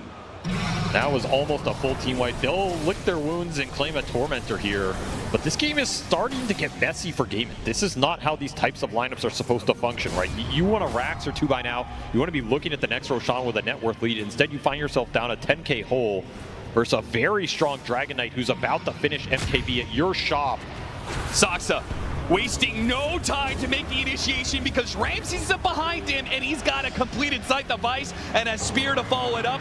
Disable after disable. Gaimin Gladiators now have to use the Stampede to try and retreat, make sure nobody else dies, but Tofu, he'll bite the dust as well. Tundra finding momentum in this game, finding everything right now. Every jump feels good, especially with MKB done on Pure. You find Dyrachyo, he's gonna melt. Swin Run cannot save you anymore. And all of a sudden, Gaimin are the ones being pushed back. Did they miss their timing in this game? They have all the ores, but they're not winning you the team fight right now. Hex done for Ramses as well. I mean, the catch is there, the control is there, the BKBs are there. Even Whitemon has built up an entire pipe to back these tanky frontliners up. This is a lot of HP to get through all of a sudden. You have 4 strength heroes on the front line, all with 3,000 plus HP with a pipe behind them. Effectively, it's so much EHP to get through. Yeah, normally it's something that we would say about Gaming Gladiators lineup. Oh, look at all these auras, look at the pipe, look at the greaves. It's too much for any team to be able to bite through, but Tundra hitting this later timing, 32 minutes, triple BKBs, triple strength heroes. Now it's Gaming Gladiators, the ones who are running out of damage and struggling to deal with Tundra. As a result, they lose a lane of barracks. A second one gets damaged a bit, but Tundra not trying to take a team fight on Gaming Gladiators. High ground will retreat and await the Roshan timing, which is coming up very soon. They are not pressured right now. Feels like they are scaling way better. The next set of items coming up for Gaimin are, they feel all defensive too. Lincoln's for the Viper, Satanic for the Wind Ranger, Crimson for Ace. Not a lot of damage increase. You just finished the Shivas on the Saiyan King, the pipe for the Ench. This DK is going to get something built out of this Reaver. I worry about how you bring these heroes down right now. And it feels like a lot of the initiations have just been Ramses finding his mark. Yep. 4-1-9 on this Mars. He's played a near perfect game. And he's had a fantastic tournament on this hero. The switch up that Tundra did, right? Presenting the Sand King, as you said in the draft, and then swerving so it's a mid Sand King. They get a different offlaner. It has worked out beautifully. They managed to salvage out that mid lane thanks to Whitemon's moves early, and now Ramses is delivering on the offlane Mars. These arenas, if you catch the supports +1, you're very happy with that, and you're probably winning the fight. He has found a lot of these times. Do finish up the Daedalus on Dyrachyo, different from last fight, so that's going to be his big damage item in this game. This Whirlwind really has to do some work. You got to find at least 1 or 2 big targets during this interval. And I mean, if Tundra really want to play this game safe, they could play for buybacks, but I mean, it's Tundra, so they're going to buy out here. Satanic for pure. 4K HP on this DK right now.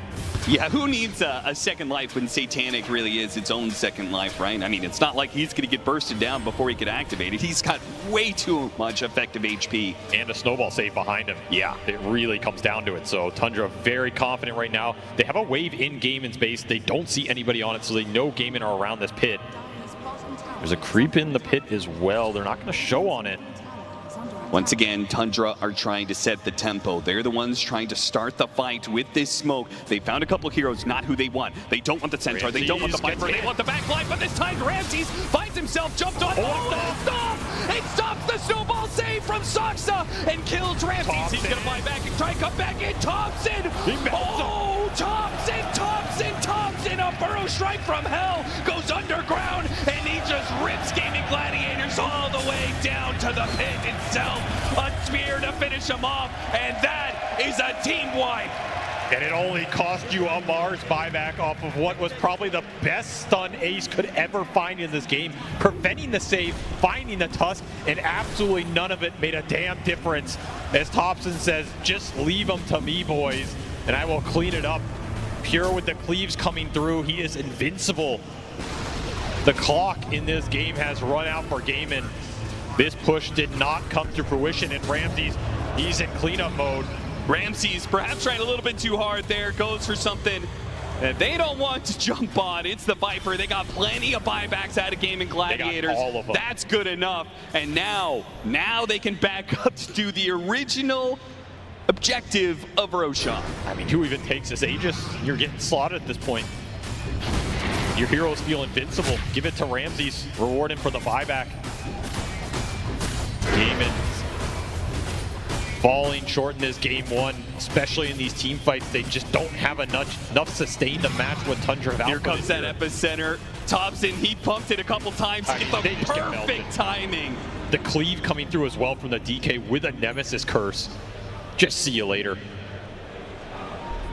What a jump from Topson, and Pure is able to deliver the damage off of any kind of stuns. Either Ramses or Topson. Pure says, no, there's no chance. You got nothing, Gaming Gladiators, and it really does look that way. With a 23,000 net worth lead and a lineup that was designed to take the base early, it does feel like Gaming Gladiators may not have much more in the tank, much more left for them to be able to play for, but they are a world-class team, and they have been in these situations before. So Tundra do need to be careful when they encroach upon Gaming Gladiators territory. And they did give this Aegis to Pure, so at least there's some idea this Dragon Knight is in theory mortal. He wants the second life to siege the base. I mean, if you're Gaming Gladiators, is it possible for you to leave the Dragon Knight for last, or does he just do too much damage? That may not be a question that they are ever able to get to themselves with Dyrachyo gone in a second. Does have buy. It's the one hero that had buyback for Gaimin right now. They're all setting up with this high ground ward. They're going to say this is the only opportunity we have. We've got to amp damage onto the Viper. Maybe, just maybe, we can pull out a miracle. But Pure's behind them. Topson hits the Burrow Strike. A disruption save. That's going to help. They have the buyback. A TPN coming in. Quinn activates his BKB. Throws the damage back out. And then Topson, wait, the snowball save again. Coming in from the supports of Tundra. They're bailing out these heroes. And Dyrachyo not going to make it out. The Death Reaper comes in with a sharp scythe and a wicked intent. Topson, he'll join them along in death, but he's done what he needed to do. He has killed Gaming Gladiators, killed their chance in this game one, taken out their buybacks, taken out their diebacks, and they are out of this game one. No contest. The crowd favorite puts on a show in this first game. From a very rough lane, getting bailed out from that Whitemon Enchantress to just dominating these team fights. This is not a hero you wanted to give this team, and not a hero you wanted to give that man right there, as Tundra put on a clinic in this game one. How to stall a game, how to hold the game, how to keep the lanes out, and ultimately just thwart every timing that Gaimin were going for there. They get this Greaves pipe, they have a Chet lineup, but none of it syncs up. The Roshan doesn't really do them any good, and they never even took a tier 3 in this game. No, very uncomfortable situation for Gaimin, as it felt like this has been our MO. This is our team identity. This is the type of lineup we want, and none of it worked. Yeah, none of it worked. It didn't work against Team Liquid. It hasn't worked in this game one against Tundra, while Tundra are coming in with full momentum, man. They are a team, they looked at all the favorites in this tournament and said they are nothing to us. Perhaps a chance to be able to head to a grand finals, and perhaps a third time TI in the view for Topson. But they have to be able to take down Gaming Gladiators in a full best of 3, and that is always a difficult task to take. So, to pose that task, we talk to the panel. What are they going to do next? Well, we've got a lot of theories circulating. We do love to talk about Dota, and that's exactly what we're going to do. Tundra getting this game 1 win for themselves. In their interview yesterday, they said their game plan coming in, let's slow it down. Let's try and stall this game out a little bit longer. Well, task successful right there, Fear. It was the lineup of what they needed, and there's just so many moving parts that worked here for themselves. The biggest one is moving the Sand King to mid and getting a last pick of Mars for themselves. Yeah, and going back to the draft there, you have to start thinking one of the 4 heroes I felt like you couldn't give Tundra was the Sand King, and they're showing exactly why you shouldn't be giving this hero Sand King. This clip was actually one of the best of the game here. You see how Viper is dominating, but Whitemon, he micros his creep, drags the creep wave around, allows him to get that pivotal kill onto Quinn's Viper there, really slowing down the momentum. Sure, Whitemon died right after because he was microing his creep, but that just kind of happens. And it did allow Topson into this game, and we saw how many like 3 to 4 man burrow strikes he kept hitting throughout this entire game. Can you give the Sand King away? I don't know. What are you going to leave in the pool? Are you going to leave the Naga? Are you going to leave the Invoker? Tundra's in a spot where their hero pool seems very difficult to solve. We said it before, and even Gaiman doesn't have the solution here. Even this Enchantress is creeping up to becoming a big problem when you're playing against Tundra. I feel like Soxa was the MVP of that game. Genuinely, I know everybody's talking about Whitemon. He played extremely well. I mean, I think Tundra just all around played amazing. But Soxa, speaking of delaying the game, the wave cut where he snowballs in and then kills the catapult and then cuts the next wave, like that was Gaiman's timing. And that's, I mean, Gaiman has to protect their waves, I guess, but you just don't expect such a ballsy play because the execution required to do that is so high. How many times did we see some drinking buddies save in this game where they just bait all of Gaiman somewhere and then walk away because of the drinking buddies? This is the best stand-in performance that has ever happened at any tournament. Like, that was such an insane game from Soxa. Yeah, and his Tusk pickup for himself as well. It wasn't that opening pick. It wasn't even the second pick. It was the 3rd hero they were able to get their hands on. So Gaming Gladiators, not having that high priority, weren't looking to ban it out, or at least thought that what they had in their support combo of the Chen and the Shadow Demon were going to be more than enough of this drinking buddies facet and the clutch snowball saves coming out from Soxa as well that winter. Yeah, they definitely have to rethink the support heroes. I feel like the opening was kind of probably maybe possible, you know, they traded Wind Ranger for the Sand King, but after that, because they chose to go for SD, which kind of is not a very, very good hero to deal with Enchantress when Enchantress is in the pool, and it was picked. Like, not only did he win, or at least help mid lane with the Centaur rotations, and he also kind of bullied the Shadow Demon in the early game. You don't really have anything in your arsenal as a Shadow Demon when you run into an Enchantress with a creep in the lane. You just can't, you know, and Tofu kind of paid a huge price for that. Yeah. He got bullied in the lane so much that he was really, really poor in that game. And on top of that, he also manages to go through the gate and gank Wind Ranger because you can dispel the Wind Run with the Enchant, and Deracho got killed because of that. So they definitely have to rethink this Enchantress hero when they are opening with a Wind Ranger. Yeah, it's just the 2 support pairings, like Sox, I can't even say it right now. Thank you. On the Tusk here, as well as the Enchantress. The Enchantress being what got Topson back into the game. The Tusks being what stalled the game out. They're just able to do so much. I really do just want to talk about Whitemon so much more because this is his 3rd game in a row. Well, sorry, Tundra's 3rd game with the Enchantress in a row, and it's always doing so much. It's able to be one of those heroes, when do you like to talk about, where it doesn't take a lot out of the budget that you have in a hero draft to be able to be so impactful. I mean, it's just level 2, and you can already see the impact. Yeah, and he's very stable in the lane. I think laning is something that, sure, it's not everything, but you definitely have to really consider it when you're picking support heroes. You want to make sure that the early game is stable enough for your cores to come online. And yeah, I mean, Shadow Demon plus Chen, those 2 heroes might be a little bit more expensive. They could work in previous games when I feel like their moves on GG, they were connecting on their moves, especially for Deracho, he connects on the gate gank. In this game, because he's not connecting on the gate ganks and he's dying to the rotation, then it kind of seems like the SD and Chen, they're out of place because both of them need to farm a lot, and if your team is not really making any moves, it becomes really, really difficult for those supports to do their thing in the game. Yep. I remember a quote from Aoi, and then Avery actually said a very similar thing to me, where he said, if you want to learn position 5, the best hero to learn is Enchantress, because you can really fall off 15 minutes and onward into the game, but if you can optimize the first 15 minutes, she's absolutely the strongest hero in Dota, and you can completely snowball the game. And I feel like people have gotten so incredibly good at playing the early game, where they're sending like a creep through the portal and then ganking with only the creep, or sending a creep mid and then still having the Ench on a lane to deal with that lane as well.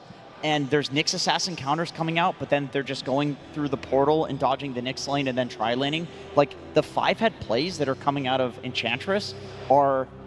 I didn't think that the hero could become more elaborate in the first 15 minutes because this has been a meta hero for so long, and it's been this way for so long, and yet it has gotten more complicated. Yeah.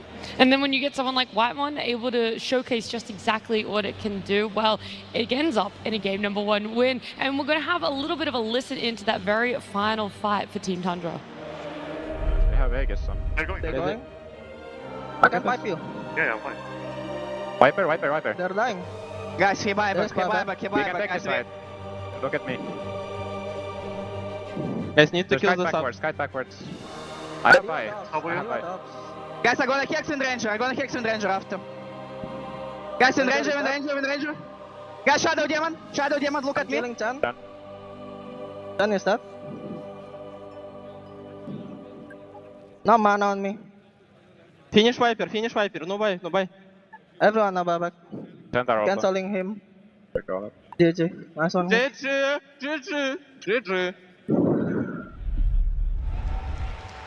GG, that was the exact moment it was called. We got to catch it on camera right there, and voice comms as well. Ramsey's being a big vocal point in the team there, exactly which target to go on, what's being there. It's a mix between him and Pure, it sounds like. Yeah, I mean, he's always been a shot caller on the team, where even as a carry, he liked to make a lot of calls. So him moving to that offlane position, especially as an initiator, suits him very well. And even the voice comments kind of proves it as well when he's making the calls for the team. Look at me, this is where I'm initiating. Very clear communication. Yeah.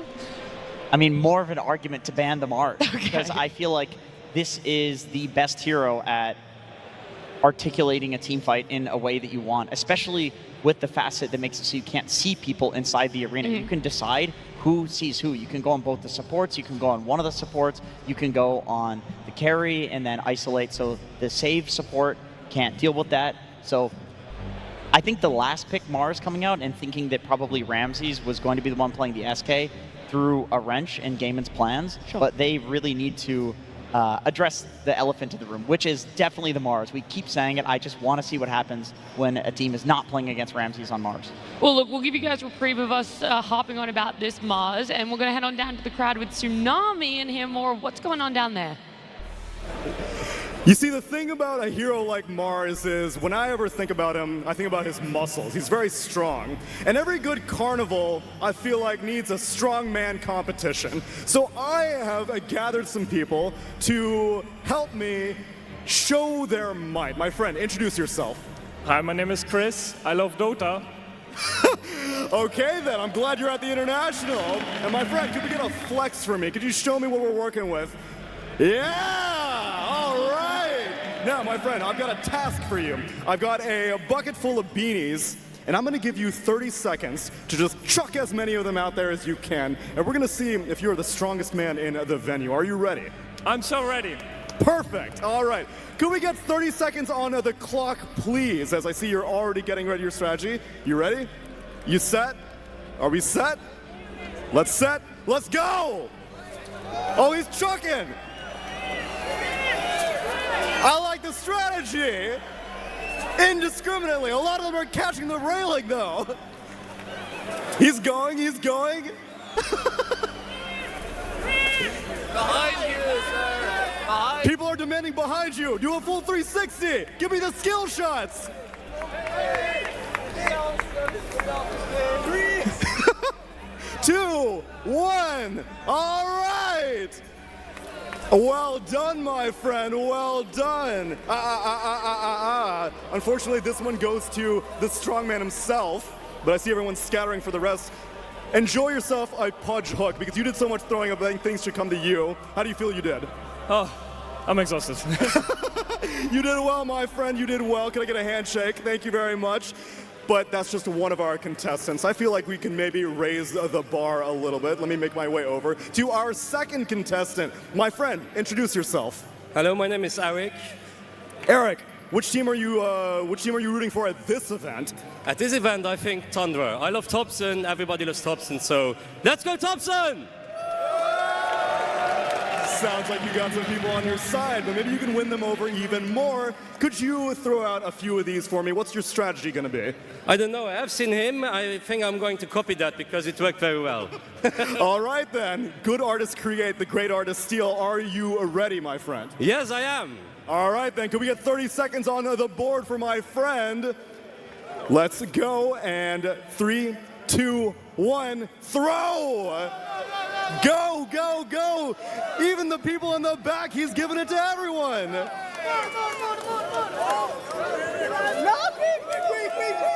Okay, you were way too efficient at that. I gave you a slightly smaller bucket, though. Just took the cabin, but No, you also get at the same prices.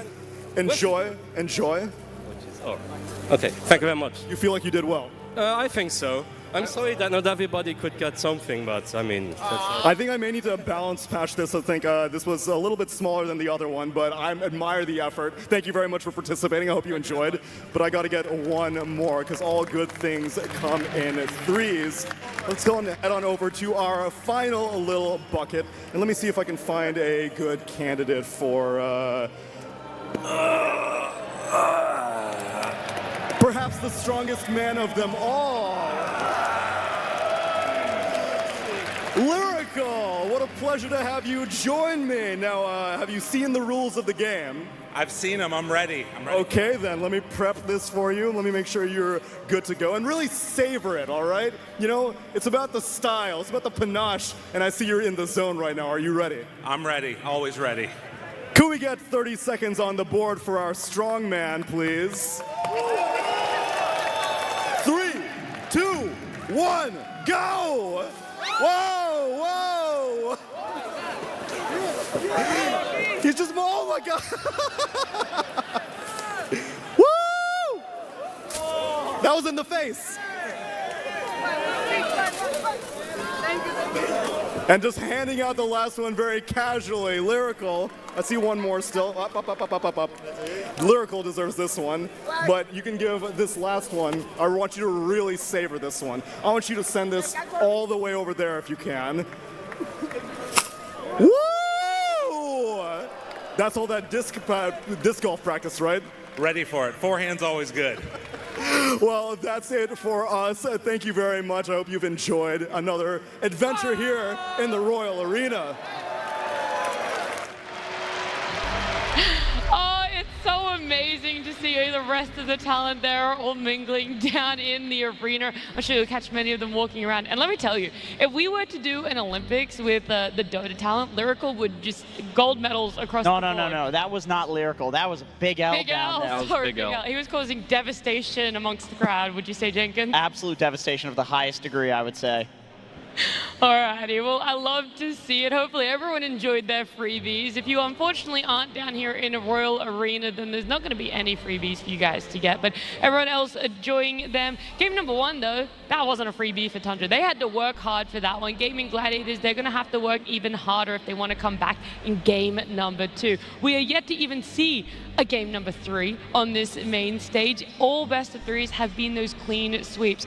You didn't really talk about too much live on air, but you did allude to the fact that when you're already 1 game down, you get back out there in front of the crowd, back in the booth, it is really hard to be there emotionally, to be that stable pinpoint for the team. Yeah, I mean, it's definitely tough when you go down 1 game and it's an elimination match and you're in front of a crowd as well. That lingering thought that, is this it? You know, is this going to be my last game? It can get to the best of a lot of players, and it's very difficult to shake that. So you need a very strong captain to be like, hey guys, it doesn't really matter. Let's go into this next one. You have to find that motivation, that energy that you just lost from that game to be able to bring that into the game number 2. Yeah, and I think Tundra on the flip side is really feeling the momentum after the last couple of series. Not only are they winning, they are winning with style, man. Like that creep micro mid from Whitemon. He leveled up. I already thought this guy was one of the best supports on the planet. I always joke he's the highest MMR, not main character player in the world, where he just gives his team so much, right? He's such a sacrificial guy. And I didn't know he could take that to another level, but he did it here. Yeah, I mean, it's been a phenomenal journey for Whitemon. I mean, Winter, you'd be familiar with it, him starting all the way back in his SEA roots. He spent that 1 year over in NA for himself last year, and then onto a Western Europe team, and now he's in the top 3. He's making a podium finish for himself no matter what happens in the rest of this series, but we do have our players walking back out here. Tundra having that confidence, Gaming Gladiators is still going to have to try and find it for themselves here. Yeah, he's definitely come a long way, you know. He's always been a very bright young talent. A couple of years ago, he's really, really good in the laning phase. He plays many different heroes. He's very hardworking, and he's just a very, very good teammate to have.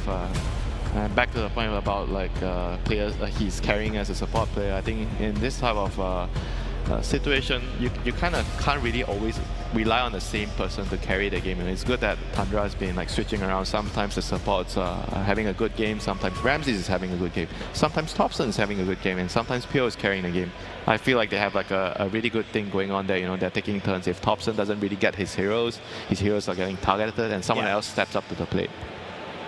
It makes it really hard to play against them, honestly. And the drafting has changed for Tundra as well, where the Topson picks that you would expect, the crazy ones that usually come out in the last phase, he's just playing normal stuff in half of these games. Yeah.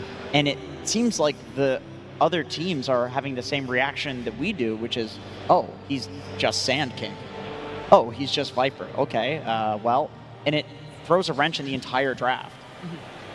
That's what's given Tundra a lot of leeway, I feel, even in the upper bracket, despite maybe not always converting it to a win for themselves, but definitely prevalent in the lower bracket, is their last pick feels so gotcha. Even if it's a meta pick, Fia, it's still a gotcha on where we're putting it, how we're going to play it, how we're going to match this up into your draft. I mean, all the way from the last pick to the first pick, I think, is right now where Tundra is excelling. I'm starting to think that maybe you change your style up against this team and you let some of the heroes in that are been permabanned, like the Naga. I feel like make them play this hero. They haven't played it yet, and they're so good with the heroes they're playing right now. What do you want to ban against this team? You let the Sand King through, that seemed to be a big problem. You tried to answer it. Quinn doesn't really want to play Viper. He plays it to crush his lane, but it sort of happened, but then he dies once, and then you're Viper, right? And now you're playing versus Sand King, so what are you going to play against? Are you going to play against the Lone Druid? I'd say definitely not. God, no. Are you going to play against their Sand King? No. Question mark. Okay, are you playing versus Sniper? I think you mentioned giving up Invoker. You'd rather play against Invoker out of all the heroes. All right, so like that's the last one. So we're in agreement that then what Sniper needs to go, Sand King needs to go, and so does the Lone Druid. That maybe gives you one ban depending on what side you are. Does it Invoker? Is it Enchantress? Is it Tusk? There's a lot of heroes there that they can pick that they're really good with. So it's very difficult right now to draft against this team because midway through the tournament, they have found their identity. And I feel like that's exactly when you want to find your identity too, because now it's hard to solve you. You don't have much time. Yeah, but if you're first pick, it kind of simplifies things a lot. Yeah, it does. Yeah, and this game, they have the priority to choose, you know. I mean, we can't see what they picked, but I feel like being on the first pick after what happened in the first game is definitely going to make a lot of the decisions that you talked about a lot easier. And I will say as well, Gaiman, they've been second pick 3 games in a row now. They've lost all 3.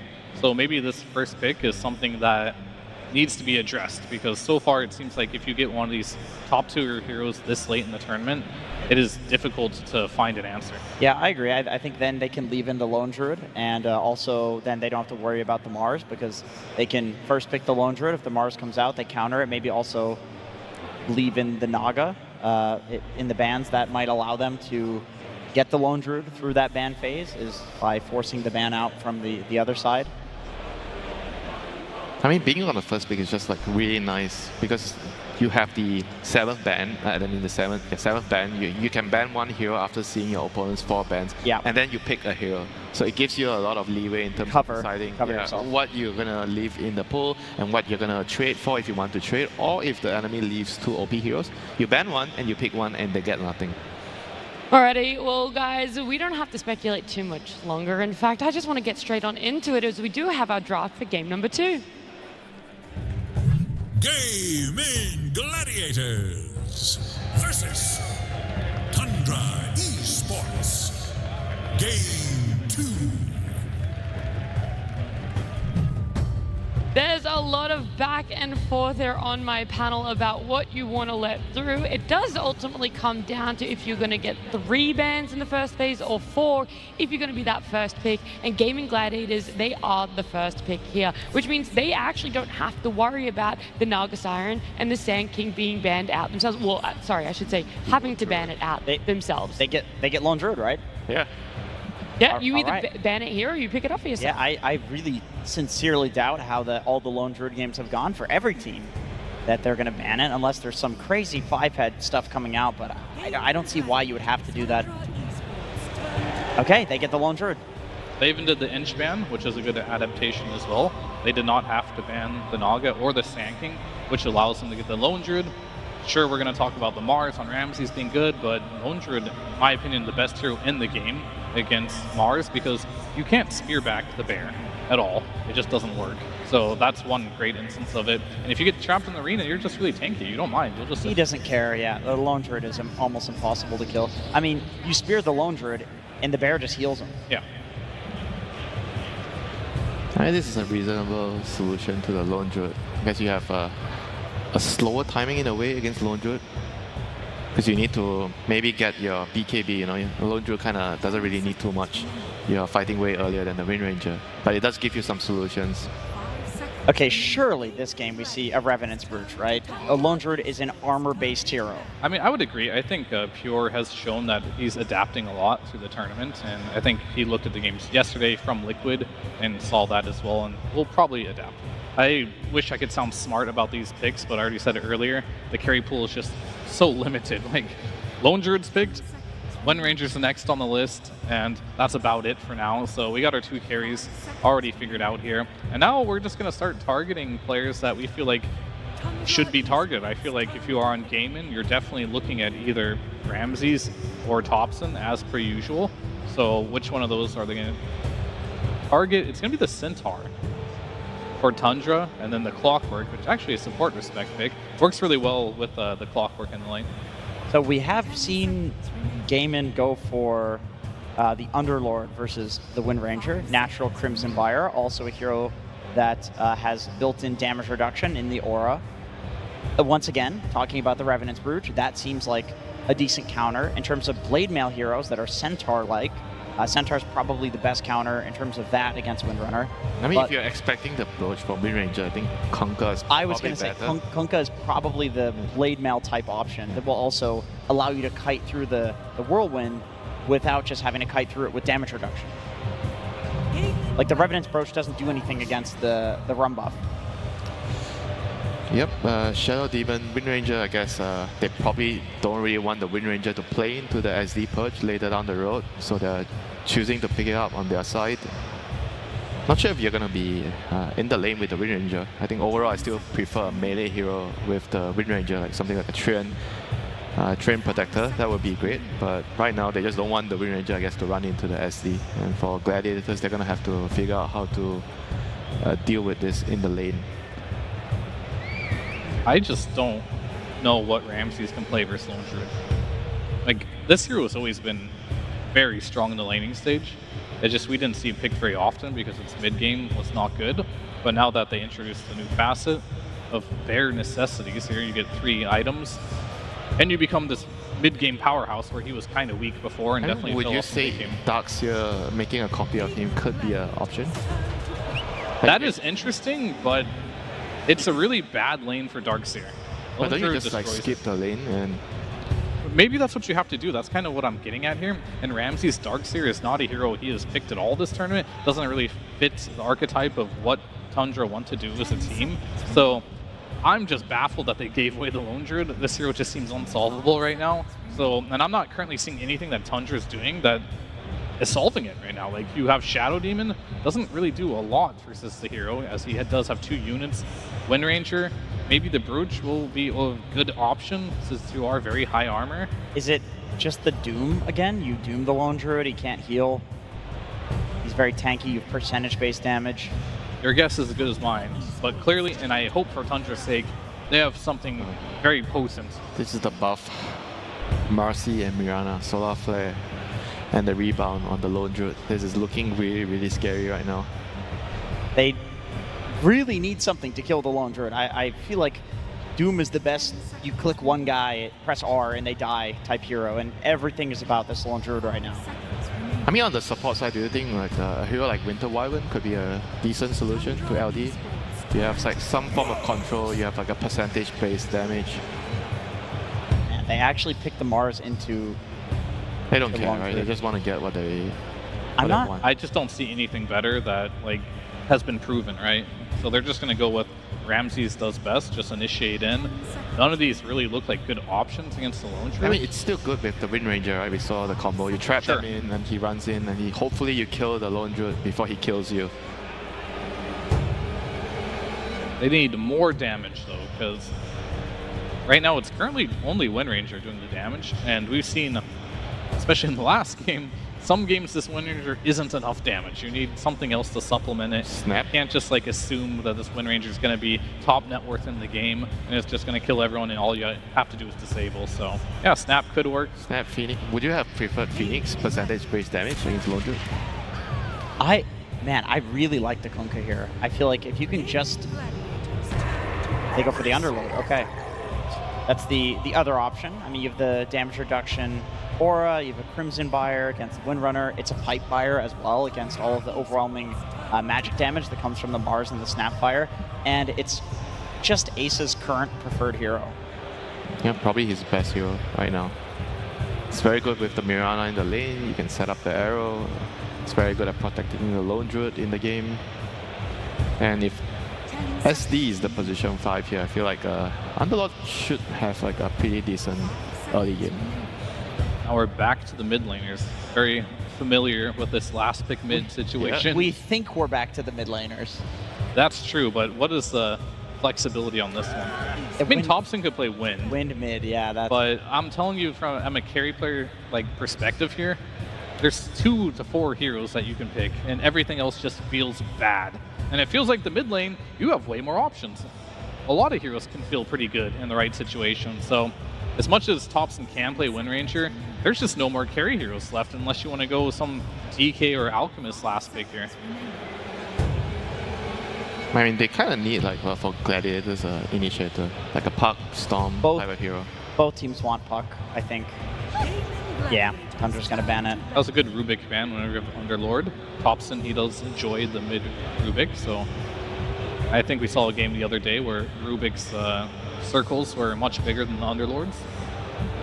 So Quinn needs... I mean, so it has to be like some Pango primal hero left, right? Ooh, Pango. I don't know. You mean for Quinn? Yeah, I mean, Pango is pretty good into the arena. Aren't you pretty good in the Snapfire? I mean, don't you just risk being dazzled? I feel like the Topson loves these last pick scenarios when he's playing against the lineup work for them though? If they're going to pick a Dazzle with a Wind Ranger and Mars, like, do they have like an overall good lineup, good enough lineup to win the game? It's good for the lane, but is it good for the game? You know?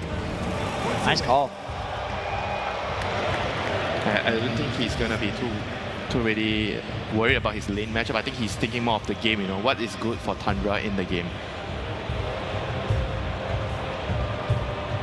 I mean, it's interesting because they banned Storm and Puck on Tundra, which are 2 heroes that are good against the Pango, so Gaming did a really good job reading these 4 bans and kind of using Tundra's bans against them here by picking out this Pango.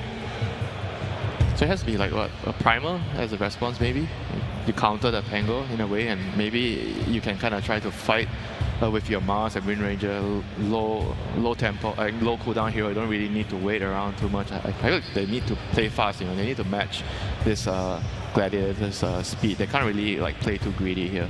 What about the Topson Grimstroke mid? You're gonna have to really sell me the next 40 odd seconds. You press R on Pango and then he stops rolling. And it's also How very... about Quap stops the roll kinda with the Sonic Wave. Oh yeah, Quap dumpsters Pango in lane. Although, is that still true given how Pango now has the barrier and Quap is not really maxing Dagger as much? You could get a couple of points in Dagger if you want to win the lane. You can just go back to Viper if you want to. When in doubt, Viper it out. Oh, Bat Rider. Okay. Okay, that is very interesting. That leaves you options here, but he's just going to instant pick it. Okay, so Bat mid versus Pango. This is a matchup that I feel like Pango, if you just hold your spells correctly, shouldn't die. And you're going to have like a lot of stick charges based on how this hero functions. So the reposition ability is something I guess we could talk about. This lineup truly is all in on Tapura, I feel. He has to get farmed this game. Yeah. He's got lots of repositioning tools with the Arena Spear, with the Lasso, and on top of that, like, he doesn't have any buffs either, so he has to just have a lot of net worth. He's doing pretty much all their damage past 30 minutes into this game, so he's going to have a really good laning stage. But I will give it to him. I definitely think Pure has been one of the best players at this tournament so far, really stepping up. He hasn't had a bad game yet, so I think believing in Pure is not a bad strategy. But I believe in simplicity. Gaming has a very simple lineup to execute, and in a stressful moment like this, I think simplicity is the key. So is comfort. I mean, people say Quinn does not lose on Pango. I still believe that. They got the Lone Druid. That's very overpowered as well. I think we're going to see a game 3 here. Okay, I mean, we're all hoping so. You can already hear some of the cheers from the crowd. They would love a game number 3. But this Lone Druid, I've heard many times before just how imber it is. In fact, I've heard it from one specific person before. That's Moon, the coach of Tundra, who is joined with Tsunami down on stage. Thank you very much. I am joined by Moon, coach of Tundra, where I hear a lot about your players. You know, Pure having a phenomenal tournament, Topson, what more needs to be said, Ramses and Sox are returning to form, but I feel like Whitemon goes a little bit under the radar. You honed this man in North America on TSM, so why should all these people out here start celebrating Whitemon a little bit more? He's like super humble, and he's the last man in Southeast Asia representing all the Asians. He's carrying the torch not just for Indonesia, but that whole region. And now while we're building one of them up, maybe you have an opportunity to build someone down. Quinn Pango, you think that was going to be the last pick? Were you expecting it? Of course, it's Quinn Panglier, but Storm and Puck are meta right now. Pango, not really. This guy boosted Pango for 2 years straight, and now he thinks he can just Pango like this? Nah. Time's run out, apparently. Moon Meander, thank you very much. Let's see if you get the Game 2 win as we send it to our casters. Will the Pango manage to get Gaming Gladiators into a third game, or will it be their downfall? They've relied on it in years past, Avery, but it's a different meta now. Their question, though, is Pango a real hero now, or is he still a fake hero? Because it might decide Quinn's fate at this TI. He has gone back to his roots, gone back to the comfort, the security, the nice warm embrace of a rolling thunder. But will it betray him in the end? That is the ultimate question. We'll find out in this game too. It is an interesting one because it's not a hero we've seen have a huge amount of success this event. But like Moon mentioned, when you get to those last bands, the Storm is out, the Puck is out, you have to pick blind against a potential last pick that you know Topson is going to be like, I'm going to play every cheese under the sun. I dare you to pick some normal melee hero. It's a scary situation. And so they have to go to something that they feel like is just robust enough to work in almost any situation. And what about that response to it? We saw the Batrider picked up. Is that a good enough answer to the Pango? I mean, we heard the panel suggest a lot of things. I mean, Jenkins is out here throwing out, mid-grim strokes. I think, there was a more reasonable suggestion, and maybe the Queen of Pain. Instead, we went the Batrider, a hero that has been on and off scene in the last couple of months, but not super popular. I have no doubt that Queen of Pain was suggested, and Topson probably said, no. I saw someone else play that this event, so that's off the list. I think Bat is a hero that we've seen him go to as one of those melee mid-abusers. It's in that vein of like the Dazzle Vipers, right? But it does a bit more in terms of initiation power and just skirmishing around the map. Yeah. I've also seen this Batrider fall flat. Like even in his hands, it's a very volatile hero. It can either be explosive, you get power runes, you're running around the map, you have a really fast tempo, and all of a sudden you're a force.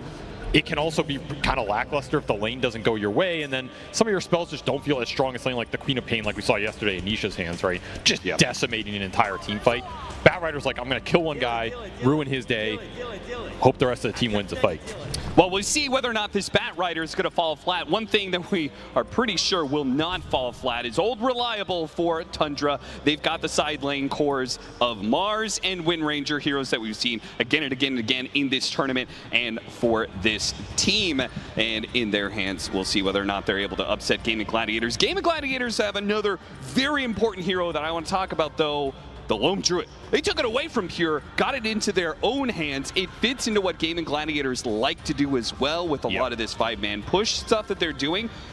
Is this hero answered? I mean, it's a first pick for a reason, right? You've got so many heroes to be able to try and counter it.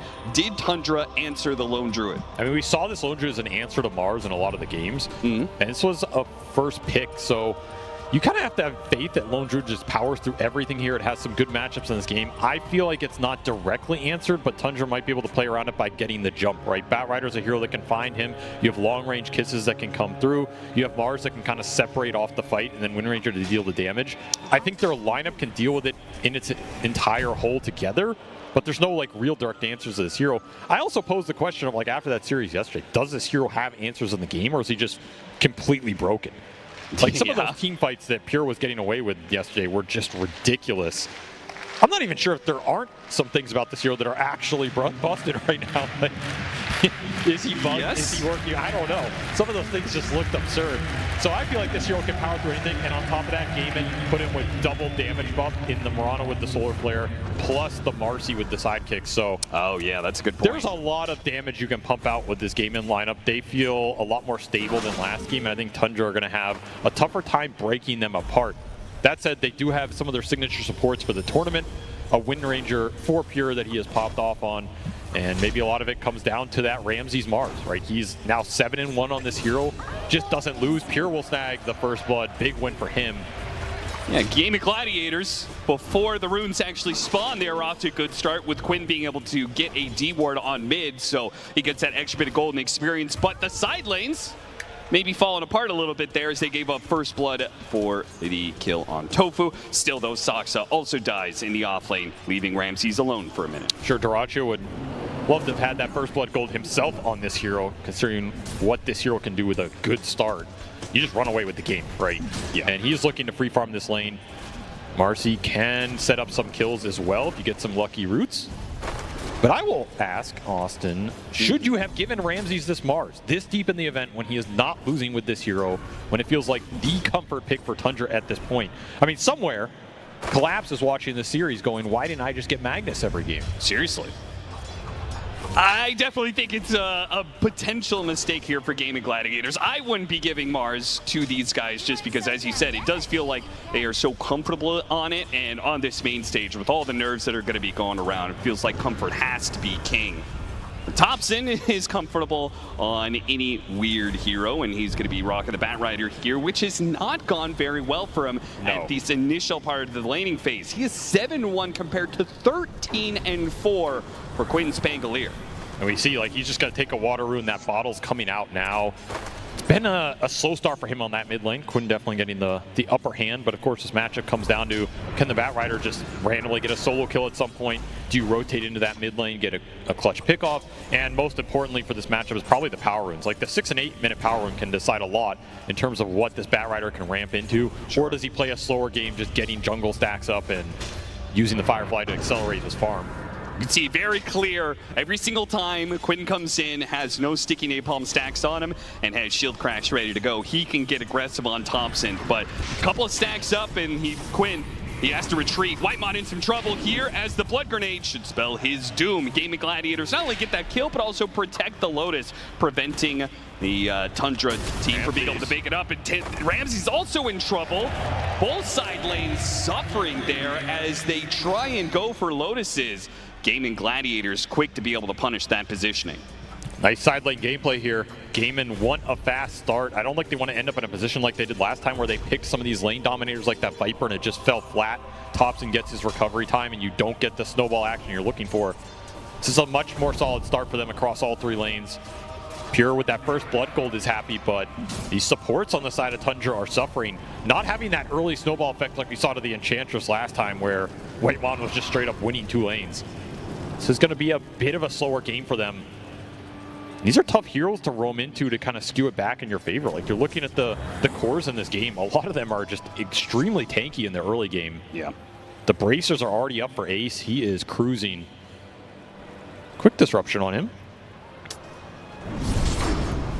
See what they can do with that one. A lot of stacks there. That's 5 Shadow Poison stacks. Yeah. That's going to do some hefty damage. That's going to get the kill. Okay, even with the double bracer plus the stick charges, cannot live through that amount of stacking. Whitemon finds his mark again. I mean, just too much magic damage. Whenever you have a Shadow Demon, right, you just really don't run out of damage. Just a question whether or not you could keep the hero there long enough.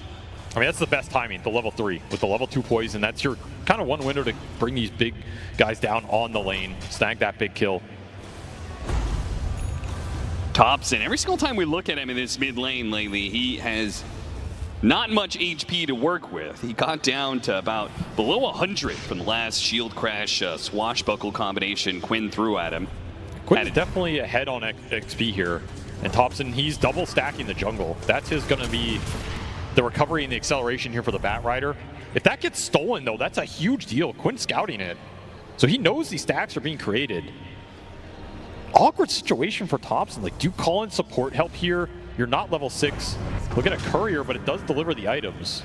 Oh, because that Marcy passive, the courier has the extra HP to be able to survive delivering the items to Quinn in time. Almost level 6 on this Pango with the rotation. And he goes through the gate, shows up here in the top lane, hits a disruption, trying to lead into the spear, but Celery interrupts it, grabs Ramses, hops away. Can he make it out? The cookie lands onto him, stunning up for a second. Pure keeps the chase down. They manage to get that kill, but TP's coming in from Quinn. Oh, nice spear. Ramses stops the rolling thunder. Quinn still pops it though, hoping to catch up to these heroes, but yeah, by the time he gets there, they're already back to the safety of the tier 1 tower. Quinn even daring into the tower a little bit. If they were just a little bit closer, maybe. Yeah, that was very close to Whitemon finding the disruption. Then you can just throw all the nukes at him. He might die there.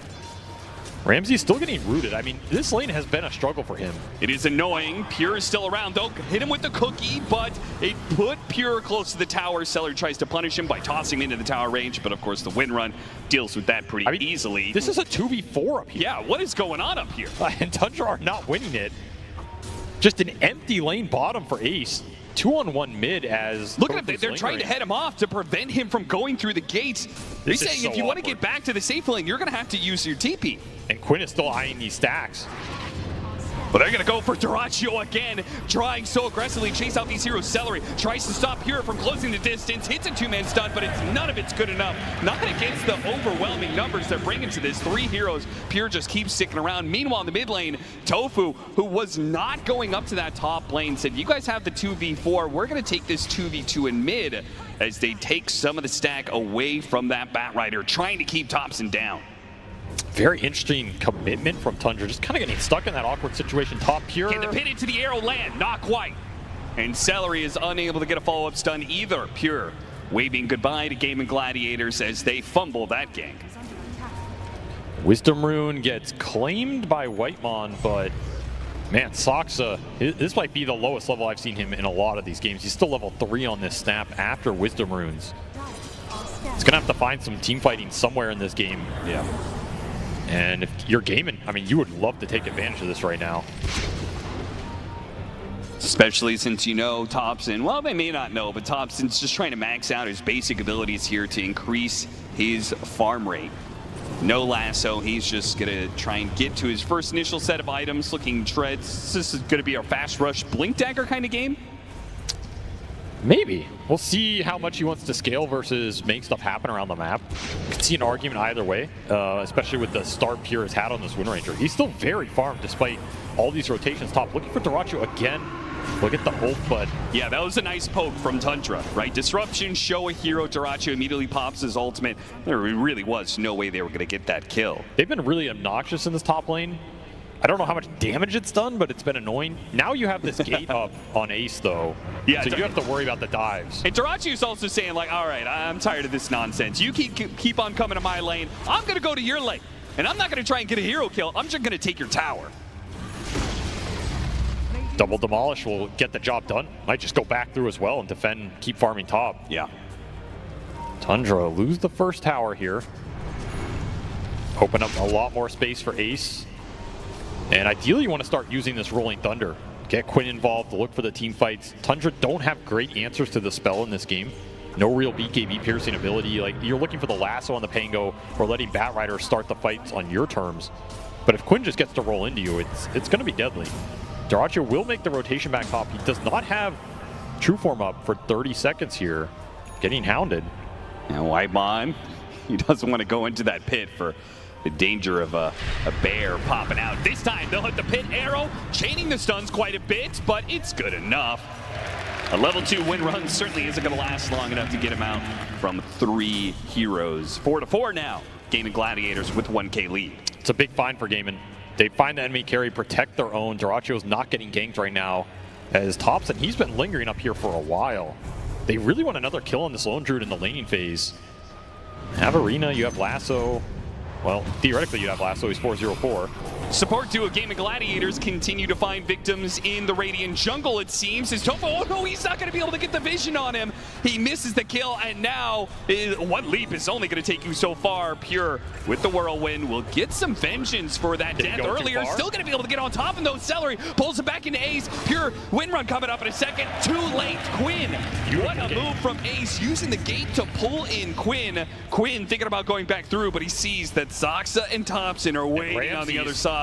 Ramsey's stuck in no man land, did not respect the roll potential, and just gets caught out on that ward. 2 big core deaths for Tundra on this bottom lane with a nice gate from Ace. And again, Topson, he's 0-0-0 at this 11 minute mark. Just can't find his point in this game to make his presence felt. Does have the lasso online now. He'll just take the tower. I mean, Arsonist going to work here. Yeah, you take towers really quickly, especially if you go kind of a stat build on Batrider, and he is going that. No fast Blink Dagger to try and set the pace for the rest of his team. Instead, it looks like he wants to just farm up and get a Hurricane Pike. He just wants to scale in this game. Yeah. This hero can do an absurd amount of single target damage later on, which is kind of the idea here, particularly if you can find the Lone Druid. This is a slower build-up, however. Ramsey's going to force the fight. Ramsey's put up on the high ground. That's a little awkward for him. Struggles to get down there to put some more damage. Looks like they have caught Celery, though. No, Celery gets the hop away. No other stunts, it seems, from Tundra. Is everybody? Now Celery gets caught in the river still. And they look for even more. Tofu will get away from Topson in time. Same goes to the Underlord, away from Pure. Man, if you have support ults there on the side of Tundra, that is a way easier exchange with Kisses and Demonic Purge coming through. Another fight as well that Topson doesn't get to be part of. His game flow's been a little awkward, but he will continue to find the farm. And both carries are just going to go back to their sides of the map, try and get into these Maelstroms. Blink is online for Quinn, so that's the first big kind of initiation item in this game. An opposite approach by him, right? Like, he's trying to hit in early timing, picking up this early Blink Dagger. If he doesn't get anything done with it, he's going to feel pretty bad in comparison to what Topson's pulling out of the jungle right now. Yep, so they're going to instantly smoke him and instantly gets broken. Oh, running into Zoxa like that on the high ground, too. No vision. They don't know if there's a real threat up there, so they can't even chase him. Meanwhile, Topson, a hard camp and an ancient stack. He's just farming. Getting the power runes, getting to his items. Deep ward does come out off that smoke, so they will find Zoxa anyway. Trying to get a cookie down, but he gets pulled away from the ledge, preventing him tumbling down below. 6-7 now. This Pango's strong on the map with the 2 supports behind him. It's not a hero Tundra interact well with. They'll claim another tier 1 for their efforts. Both side lanes continuing to be farmed up between this Lone Druid and Underlord. And I mean, we have not talked about Ace a lot this game, but he is jacked on this Underlord, man. He's going to have a very fast aura of his choice on top of this mech. Looks like Pipe will be the decision here. Mitigate a lot of the teamfight presence from these 2 supports. By the way, Zoxa still not level 6 on this Snapfire. They are missing so much damage because of that. Just needs just a little bit more experience to get him there. And now they don't have the Kisses to combo off this arena quite yet. And as a result, they need more damage. Maybe Duraccio can live through this. Now the Kisses come in still, though. Rams are going to die for it, and so does Pure. So maybe they've killed the enemy carry, but they've lost their own and their offlaner as a result. With Quinn hitting the back line as well, it's going to be more. Disruption goes out, but he's surrounded. He comes back out. Too many heroes to survive. 4 dead. You got the enemy carry, but was it worth it, Tundra? Not at all. That is a steep price to pay. And it's a fight again without the Batrider, who's supposed to be kind of your early team fight skirmisher, giving you the spell damage, giving you the extra kill ability. Gaiman, they just have a lot of early sustain. This Underlord is incredibly strong gating into a fight like that. You're just going to be stuck in the pit Firestorm. You have Solar Flare running the whole time. The Pangolier Rolling Thunder's uncontested. There's a lot of turnaround potential in this game and lineup if you make a move like that and it doesn't work out cleanly or quickly. Yeah, cleanly and quickly was a big problem there, right? With no kisses immediately on the arena. Couldn't get that fast kill on the Lone Druid. Now things are just very awkward for Tundra, and it looks like Gaming Gladiators, maybe a mirror of Game 1 with better success, as they are just picking up pace, and they have an Aura hero behind them. Looking for another big core pickoff. Ramsey's 200 gold off his Blink Dagger. Does not want to die right now. Hit coming through. Quinn tries to chase after him. Doesn't hit the slow from the shield crash. Celery diving into a tier 2 like that. I guess it's tanky enough. Thanks to the Pavis, he'll be able to shrug off some of the damage from the tier 2. But no luck on Quinn. finding a kill, but maybe Quinn can find it somewhere else. Topson, he tried to put himself up on this trunk area and TP out, but Quinn landed right on top of him, stopping that TP. So the best Topson can do, try and get this kill on Celery. They actually need the extra help as Topson's kind of tanky, so they bring in Ace. Ace will help deliver the kill, and back he goes through the gate. Did pick up the shard here. Just wants to output as much single target damage as he can on this bat, and that was his amp damage rune. Couldn't find anything with it as the gank comes to him first. Gaming controlling the side lanes, controlling the map right now. They still have ancient stacks as well. Dyrachyo is going to eat through, or they're eating through him. Yeah, just a little bit. And finally, that blink will arrive for Ramses. This has been a very different Mars game for him. Much more difficult one. He has not been the initiator we're used to seeing. And even with this blink, it's defensive positioning from Tundra here. They will smoke him out. So they want Dyrachyo right now. They would love to be able to jump in. Dyrachyo's sitting on no HP, showing on the mid wave. Oh, he's going for the shield. I mean, he's dead here, Oh right? my god, he is so dead. Dyrachyo, they put way too much reliance on his ultimate to give him the HP he needs. Dies before it even comes into contact. Maybe not aware this is the one part of the map where Tundra do have wards. They're both in that mid lane. The rest of the map controlled by the Dire Vision right now. Yeah, he's going to circle it out. He's like, they saw me, guys, but I mean... Maybe it would have been better to just die to the Ancients. It's true. Instead, that kill goes to Tundra and really helps bring down that net worth lead that Gaming Gladiators was beginning to build up still, though. It does feel like Tundra... Are we going to be playing for like another triple BKB timing again, or is this a different tempo that's going to be set by Tundra? I think you want triple BKB at some point. I think the Bats is going to be the latest here, but the other two are going to come out pretty fast. Wind Ranger already halfway there. Mars basically halfway there. Going to be an obnoxious item for Gaming. They don't have a lot that goes through it. It's kind of like the same problem Tundra have with Rolling Thunder. Gaming are going to have it with these BKBs. Just a question of how strong Ace is on this Underlord. Like, can he just be the bulwark in the fight that lets you push through those early timings? 9 seconds can be a long time, but if you have something like Pipe and Greaves to match that, you just sustain through it, and it doesn't matter. This Underlord is king of the map right now. However, you do have to worry a bit for Dyrachyo here. Like, that was his 3rd death on this Lone Druid. Generally, this is a hero you don't want to exceed, 1 or 2 deaths in that early game. Really slows you down. He is falling behind a bit. Yeah, I mean, considering the lead that Gaming Gladiators has had, the fact that he is 900 behind this Wind Ranger is very concerning. I mean, Pure also has 3 deaths, but he found a bit more off the rotations, and he shut down the Bear in the laning phase. Is there something to be said for the fact that, like, with this Whirlwind facet, right? Like, he is splitting damage between all of the units that are in these fights, all these heroes that are in this fight. And Lone Druid operates with 2 units. That actually is going to significantly reduce the damage, particularly if you're including some auras from this Underlord, right? That's nice. You get some extra neutral items on top of it that give you some extra HP or armor or whatever. Yeah, it's a big damage soak. I mean, that's the biggest thing that we saw about Lone Druid yesterday when Pure was playing it. Yeah. Is it caused a lot of teams issues in terms of you pump all this damage into the Lone Druid. If he doesn't die, that just wins you the fight on itself. You win by sheer fact of you dealt 10,000 damage, and it all went into this hero, and he doesn't care. Is there a danger of Tundra running out of damage with this lineup? That's a big question mark that maybe falls on this guy right here. Like, how much does this Bat Rider do in the ultra late? Yeah, right? Is this shard right-click build actually going to do something for us, or? I mean, what does it even look like? There used to be like Mask of Madness Bat Rider builds and stuff like this. Like, are you going to get a Gleipnir of your own, or are you just scaling into Hurricane Pike, BKB, you know, Moonshard, I don't know. It's very weird territory. You might end up with an Ags at some point. You might want to go back for a Blink so you can try and find this Lone Druid at the start. Used to be like an Orchid or Witchblade build-up on this hero that we could see him go into. There's a lot of single target damage options on the Batrider, but a lot of it's finding your big target in the fight and bringing him down first. And, you know, that's dependent on vision, dependent on initiation, where your wards are. A lot of factors Topson has to consider here. And, of course, Solar Flare is on the other side. So Gaimin are not going to lack the overall team fight damage.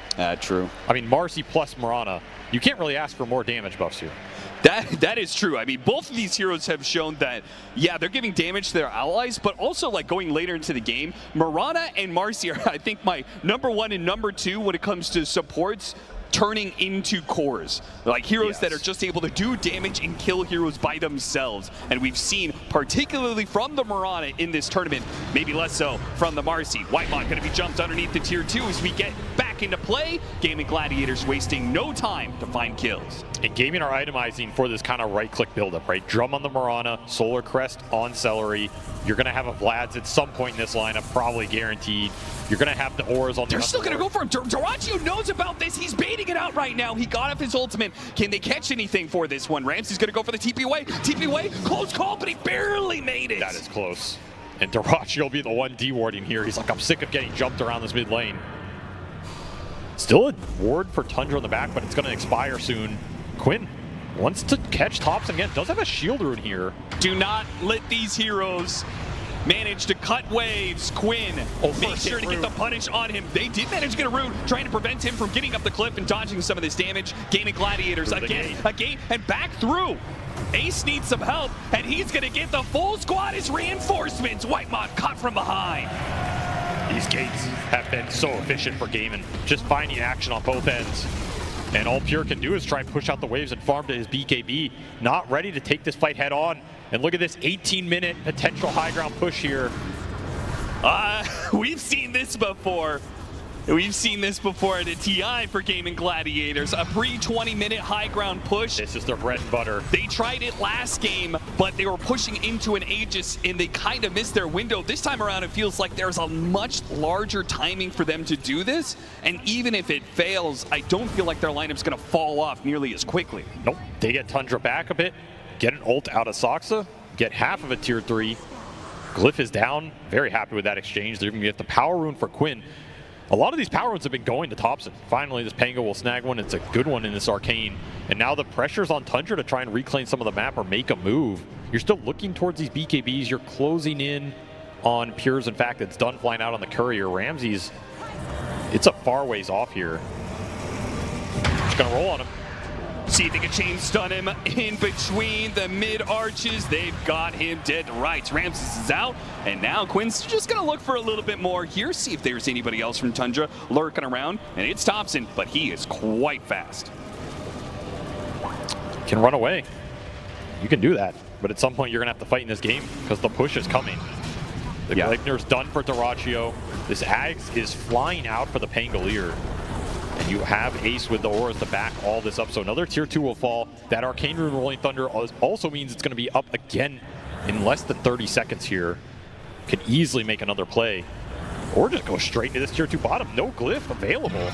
Yeah, this bear, it's going to take this tier 3 so quickly. Here comes the gate on through. They tried to go for Dyrachyo, but he got up his ultimate. He has way more HP. Do they have the damage to bring down this Lone Druid to hop in for the Pangolier? They've diced up Soxa, and it looks like this Lone Druid is dead. Can they do the damage from Gaming Gladiators anyway? What a beautiful spear back from Ramses. Managed to put somebody else isolated. It's the Marcy that goes down. Ace is on the run. He's low. Gaming Gladiators threaten the high ground, and they may pay the price for it. Though a Rolling Thunder catches Ramses, they try to push forward for the tanky offlaner. Now he's in some trouble. Poison after poison, though, is coming in. Quinn, he missed the swashbuckle, fails to get the kill on Ramses, and here comes Topson. He's got damage. Quinn had TP away, denied by Ramses. He said, were you looking for me? I was on the high ground, and now I'm on the low ground, taking your life. Huge team fight win for Tundra. Exactly what they needed in this game. A high ground hold that goes wrong for Gaimin as they didn't have an Aegis on that push, and it showed this Lone Druid. He's killable. He dies in the center of everything. Tundra are close to losing heroes of their own. But Topson, he's able to skirt around the edge of this fight, come back in a second time, make his presence felt in this game. Now all of a sudden you have the most farmed hero in this Wind Ranger. It's a big death for Dyrachyo. It's easily a fight that if game and win, you're just taking racks, maybe multiple, maybe on your way to closing out this game. They really trusted the fact that Dyrachyo was going to be tanky enough to be able to push through that, especially with Yoris behind it. But Dyrachyo is not able to make this Lone Druid look like Pure's Lone Druid did, where it gets jumped on and it managed to survive with a quarter HP time and time again. Maybe some of this is just the impact of the supports. I mean, that Shadow Demon did so much damage. Whitemon was able to do a lot there onto the Lone Druid, stacking up 5 stacks of poison easily in the early part of the team fight. Plus super clutch disruption on Pure to save him at the end. Yeah. And then Ramsey's able to come in a second time. Just the kiting. Perfect there from Tundra. Exactly what you want to do with this kind of lineup. Go in, take some damage on one hero, get out, use a disruption, come back in a second time. Tundra take the time to do the Tormentor. They get a shard for Saksa. Downside here for Tundra is even though you won that fight, I don't think you're contesting this Roshan. This one just seems too tough to get to, and in that kind of area, these auras are still going to go to work. We saw how long Ace survived in that fight. Yeah. He's just giving you the auras the whole time. The Atrophy, the Greaves, the Pipe, going into this Crimson. You put an Aegis on Dyrachyo, pump a Crimson behind this. This is the big power spike for game in this game. This is going to be the hurdle to get over if you are Tundra right now. You need to farm as much as you can during this time period. Get those BKBs up and be ready for that exchange. Yeah, speaking on that, it looks like a BKB is being built by this Lone Druid. Do you wait for that? Or is it too much of a threat, what Tundra have coming down the line? I mean, they didn't give the Aegis to Dyrachyo. They gave it to Quinn. I guess he's going to have to wait for the BKB then. You don't go high ground without this Lone Druid BKB now. And I think you really want to fight and find the pickoffs before you do anyway. BKB done for Ramses. He was able to get there off that teamfight win. What's the point of giving Quinn the Aegis over the Lone Druid? Does that say they're just not going to push at all? I mean, he can go in hyper aggressive now. He can try and jump on the Bat Rider, not fear getting lassoed and burst down. We saw how fast he died when he got speared. He spotted Pure, and Quinn is able to follow it up. That got a BKB out of Pure. Not the way he wanted to use his second duration. You can't land the arrow. There's not a lot of follow-up. No. You also have Disruption that can bail Pure out of a chain stun situation, let him win run BKB out of that. So you do have to be careful on these committals if you're gaming. Another reason to give this Pango Aegis. He can go in, look for that chain stun. You get some spells or BKB out of the Wind Ranger, and all of a sudden your Pango's still safe. And BKB done for the Lone Druid. So Dyrachyo, he's online right now. Level 15 as well. Looking for that last tier 2. Tundra, I mean, you have 2 options, right? You can take the high ground defense fight. You can also try and smoke and wrap on Gaimin and try and find that backline with your Mars jump plus your Bat Rider going in. It's one way to play around this Aegis if Gaimin commit to the push. Yeah, it feels like a hard decision to make just because of the fact you're playing high ground with a Bat Rider. Usually you want to take advantage of that high ground area with that lasso pullback, but I mean, he doesn't have Blink is the thing. Yeah, so it's a very different Bat Rider than most we've seen through Dota history. This one's a damage Bat Rider. He's very tanky as well. Yeah. If he finds his target, like Topson will bring him down, especially with the support follow-up. You just have to get in there. And a lot is dependent on the arena to set that up. Gaimin will swarm the map with another smoke. Just cross the lanes here, looking for a straggler bottom. There is Ramses, but no BKB Pierce means he can always just BKB TP out. Yeah. And Tundra, they're poking into their own jungle, feeling like Gaimin are split on the map. They're right about that. They certainly are. Celery, shackle shotted. Ace is going to go in as well as Quinn to try and bail him out. Celery's still in trouble though, being chased by the Pure Whirlwind. Got all of these heroes inside of the arena. Ramsey's coming in from behind. Hits a really nice one. Trying to finish off Celery. Still got the other support instead. Ramsey, he's not going to get it right now. Celery's actually bodying them. And Pure, he can't chase after it either. In fact, he's in trouble right now. He needs to get out. Topson though, he did the damage to bring down the Aegis Pangolier. Pure deep out on the map. He doesn't have a TP scroll. He's going to have to go through the gates. Game of Gladiators do not seem to know where he's at, so it looks like Pure is away and clear. A sick arena by Ramses, but the fight was super split, and the rest of Tundra could not get through that Pango Lone Druid front line. So he'll trade out some heroes, get an Aegis down, maybe stall out this push that could have come if Gaimin successfully cleared through that fight. And I cannot believe Celery lived through all of that. He was the first target Shows the strength of the auras here, mitigating a lot of the Wind Ranger's damage. And I mean, this Marcy has 3,000 HP. No joke right now. That's a support for you in 2024. Oh yeah. Topson's damage is building up though. He showed it by being able to kill that Pangolier. If you guys haven't seen this right-click Bat Rider, it does some big work, but it has a very high ceiling and a very low floor. So it's either going to be Flopson or Godson here in this game 2 of Tundra versus Gaming Gladiators. And right now they're looking at a 7K net worth lead for Gaming. They've lost that Aegis though, so maybe they feel like they can't push high ground. It already got rebuked the first time around. Maybe they're more comfortable just waiting for more items and more Aegises. This is the part of the game where Gaming, you either feel comfortable with your scale or you don't. And if you don't, you really need to be finding more on the map, increasing this net worth lead and going to that next Roshan. Or you're just confident in the Solar Flare Marcy going to boost this triple core lineup into that late game. Topson would love a couple more fights where he can just find that Pangolier, drag him to his doom. He's kind also of the ideal scenario. Very close to BKB as well, which will just kind of guarantee that play. Yeah, he'll always just be able to run straight at the Pango, even if he's rolling Thundered, right? That's going to be his best target. Feared up poke here. Whoa, Celery hopping way past there. I think he was looking for the Shadow Team, and instead they're going to have to try and kill Topson as the disruption's down. But Velasco pulled the bear back out. Now they're in trouble inside of this arena. The Bat Rider has been saved, and he can reset. Quinn, though, still looking for him. Hit him with the Rolling Thunder. Maybe Topson didn't back out in time. Thought he could turn back around. Did not respect the push coming in from Gaming Gladiators. Gaming, they still have a lot of sustain here. Nice tank there from Ramses, making sure that Pure is not going to be threatened by Erodivatos into Arrow. Now he's being threatened by a Pit, has to use the BKB, chases after them with the Whirlwind, doesn't have the arena to keep heroes inside this time around. They're going for the Bear, and they might just be able to get him. Wait, the Spear comes out, stop the Kisses. The Spear chases after him, but Duracio's too fast. He gets ahead of him. Quinn's in the middle of this, trying to go after Pure with the wind run. No, it's going to run out. He gets taken out. Quinn finds his man. Buybacks being used by Tundra, but all of a sudden a 7,000 net worth lead has doubled to 15K, and the assault from Gaming Gladiators will be halted for now. But you have to feel like another round is coming in soon. I mean, the first punch was landed. Triple buyback from Tundra here, just decimated their economy. They absolutely need to win this next team fight. This game might just end. And Gaming are not going to relent. They're not going to give up the pressure right now. 20 seconds, no Wind Ranger. You have to assume there's no buyback here anyway. And they're looking the Underlord hit the tower because look at all that bonus damage he has right now. Plus 200 Atrophy Aura. Winding down a bit. But of course, you have damage buffs coming up. 30 seconds for the Solar Flare. All the auras are back up for Ace.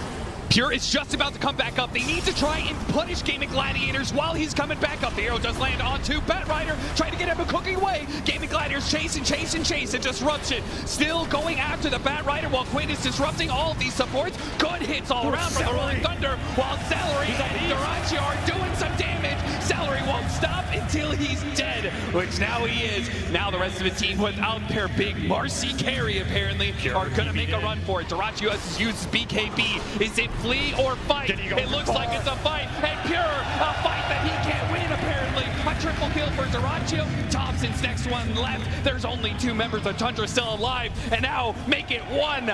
Gaming Gladiators own the Tundra base. Absolutely rolling over them in the second half of this fight. Pure did not even get his BKB off, just got roared into oblivion. And the buyback from Celery. This beast of a 5 is back. He wants leapfrogging over another one. Celery goes for it. Hippity hoppity finds the last kill of Gaming Gladiators. Tundra. They've lost their heroes. They've lost their base. And perhaps saving the best for last, the final day of TI.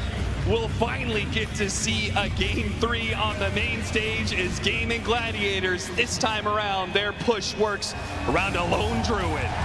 The timing's just worked out way better here. This Pangolier controlled a lot of the map, controlled the fight.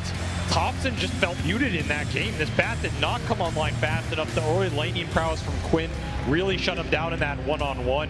And Gaming are able to find their mark with, like you said, a lone druid that has just been absolutely unstoppable on this main stage. If you're not picking this hero or banning it away from your opponent, it feels like you're doing something wrong because nobody has had answers. That game, they even found Dyrachyo a couple times around that mid lane. Yeah, you said this is a hero you don't want to have die a few times, and it did. And it just doesn't matter. The hero soaks too much damage in the fight. He's too good at using the damage buffs, the auras, the Roshans, the early pushes. You're just not ready for the bear. And he comes, takes a base, and like you said, we're going to get a game 3 for the first time in this event on the main stage. We've had some great games here at TI, but these series, for whatever reason, just could not go to game 3 until the lower bracket finals. See what the panel has to say as we finally get what we've all wanted. It's been a long time coming, but a game number 3. We're finally treated to it. And let's break down everything that happened for that game number 2 to cause this. I mean, first of all, the laning phase. Quinn doing much better this time round. Of course, in game 1, he was on that up, but taking out the Enchantress, not having the same impact on Whitemon for that mid lane, gave them that advantage. Quinn Pango, I mean, it's come back around 2024. Yeah, everything comes full circle, I guess, but I do believe that matchup isn't supposed to be that hard for the Pangolier, and Quinn really showed it as well. Like, you do have the Swashbuckle that can get you out of danger. Now that they changed the Shield Crash as well, you can do a lot of trading with the Bat Rider as well. Topson, I think he misclicked his Firefly early on in that laning stage as well, which hurt him in his mana pool department. So all that really just adds up, and he looked really, really comfortable on the Pangolier. But I definitely have to go back to the elephant in the room here. You let Lone Druid through, and your answer was Shadow Demon Mars? Like, those heroes don't do anything to Lone Druid here. So I think Tundra, they're going back into the green room there, and they're really discussing the key problems of what happened in this game, and it's definitely the Lone Druid. I do want to shout out the Gaming Gladiators Ace Underlord. I said it when we were watching the game. This guy is straight up the best Underlord on the planet. The next person is not even close, honestly. The way that he uses the portals allows Gaimin to play so incredibly fast in these games where they do have an advantage, especially when they do have a tower pushing hero and those auras. Like, at one point, he used the portal to bring Quinn to him for a gank, and then it turned out to be required. Like, they were not going to get that kill without Quinn. I feel like he's just very, very creative. Like, every single one of these fights that we're seeing, there's a portal spawning in the most obnoxious place, cutting off somebody's team from them. You know, it's truly something to behold. He makes a very boring hero not boring. Impactful, I guess, is one way to word that there. But there was just so much more going on. I mean, this Lone Druid, it was called out a couple times. The Marcy support as well, coming out on Celery. When you think of Marcy support, most of the time you think of Xingqiu, what he's been able to do in previous series and previous tournaments, and you farm and you build into more of a core role or a pseudo-core winter. But here, Celery was doing so much on that Marcy for his team. Great reposition in pretty much every team fight. Yeah, I think the key thing here is his lane with the Lone Druid. I think Marcy, you kind of need to be enabled in the lane, and Lone Druid is probably one of the better ones. You can jump out the bear, you can toss people back, so it's very easy for Lone Druid to kill heroes in the lane. We saw them kill off the Snapfire very early on in the lane, so I think these are the kind of things that kind of enable the hero, and after the early game you need to farm and become a secondary or tertiary core in the game, and he did a really, really good job. He was really tanky. He was a very good frontline hero. He initiated and he buffed his teammates and he kept everyone alive. Well, there we go, the scoreboard at the end of game number 2, and your eyes do not deceive you. It is a Gaming Gladiators victory, giving us a game number 3. We thought that the Snapfire might have been that little bit of extra damage for Tundra that could have helped them, because you really were head scratching around. Right now, it's just Wind Ranger that's going to be putting out the damage, and it's exactly how you guys predicted. It just wasn't enough. And then on top of that, even with the Snapfire ulting, it still wasn't enough Fear. Maybe a little bit in the middle part of the game, but late game, you could definitely see those issues. That's pretty much what I expected. I didn't think that Snapfire would solve their issues. It is good damage, but you have to chew through way too much HP with this Lone Druid hero. Another reason why this hero is so popular right now is when you kill the bear, it doesn't really matter as much anymore because all the items are on the hero. They're more effective on the hero. You press your ultimate, you have to chew through a bunch of HP. He's life stealing on top of it. this Marcy is also helping him lifesteal through it. And you don't have a way. The Doom is really good, right? Maybe in AA, these heroes aren't what you really want to pick in this meta. So it's going to be a little more difficult going to this game 3. I think the Lone Druid was an experiment. They thought they could take it down. They couldn't. More than anything than Lone Druid and all these other heroes I'm talking about, I think it's priority. First pick seems to be winning almost every single game in the last few days here. It might just come down to like a coin flip here on this game number 3 here, but if you're that second pick, you really have to come up with something here because first pick seems almost unstoppable. I do want to point out that kill participation from Celery was insane, by the way. 96% kill participation on Marcy, a hero that's not really that fast. It's not some Nature's Prophet or Zeus that's getting like that global impact, but he was there for every single fight. And this is a new hero for him. In this tournament, at the very least. Like, this guy, his hero pool is fantastic. That throw onto the high ground in the mid lane where he threw Ramses and he completely disrupted that fight, it looked like this is the only hero that he's been playing for the whole tournament. Yeah, like that's something that he's been spamming, and maybe he has been, just not in competitive, maybe in scrims, maybe in his pubs as well. But with a kill participation like that, let's have a listen in and see exactly who's doing the shot calls and how Gaming Gladiators were able to win some of these team fights. I kind of have to gate with Ace. Yeah. Careful top, I thought. Getting into him. I use ulti. I can make you. We hit really hard, guys. Winners are not dead yet. I got him. I'm on the back line. Yeah. Kill the back line. SD's dead. Kill Snap. Okay, that's good. That TP bottom. Open this tower, Wisdom Rune. Don't... There were long moments of silence in that. Very calm. Every other team we've listened into, even if it is calm, there's still constant communication, there's still a lot of talking, but it feels like they don't need that in the same way for gaming. Yeah, I mean, sometimes too much might not be good, you know? Like, that's true. You just need to say what you need to say, everything is clear, and it's very easy for people to follow up, you know? If too many people is talking during the fight, then it can be a bit difficult for the players to follow. Alrighty, we got some more information coming our way. Not only are we gifted with that listening, but we're also gifted with the knowledge of Purge. Thank you, Nat. Yeah, amazing game, number 2. Very, very close one, and I liked what Tundra did to try to deal with the Lone Druid. They basically rotated their carry and their support to the safe lane at a mere 5 minutes. The downside is that killing these heroes is really difficult because Lone Druid is by far the tankiest hero on the map, and even after the first one didn't succeed, they tried again. Pure stayed, landing more power shots, dealing more damage, again getting Dyrachyo low, but not quite killing him. And then he stayed another 20 seconds to, again, a third time go on this 1200 HP hero at the 6-minute mark. This time they actually were successful limiting Dyrachyo's farm a little bit, which is a good thing for them. And then they rotated back towards the safe lane because Pure has to finally catch up a little bit, even though his net worth is high. But crucially, this ward here ended up being a really big deal because what it did is it allowed Gaming Gladiators to dictate the next couple minutes of the game, and they used it basically to get multiple kills. Pure at nighttime can't see much at all, ends up getting spotted as he runs through the jungle, and this gives them an easy kill setup. And watch this other crucial moment. Pure here is going to think that the ward's actually on this cliff instead, similar to when he died. So as a result of that, he fed his team bad information that kind of led to bad engagements. Check this out. Whitemon ends up going through the jungle, almost gets arrow killed, ends up getting ran under tower, doesn't quite die, but it starts this team fight chain of events. Pure does end up killing the Mirana, but he's going to end up getting punished for it. The nice Fiend's Gate is going to bring the Pango over, and as they're about to retreat, this ward is still here on the cliff, and as a result, now they get to go on Ramses. So they get this extra kill off of it.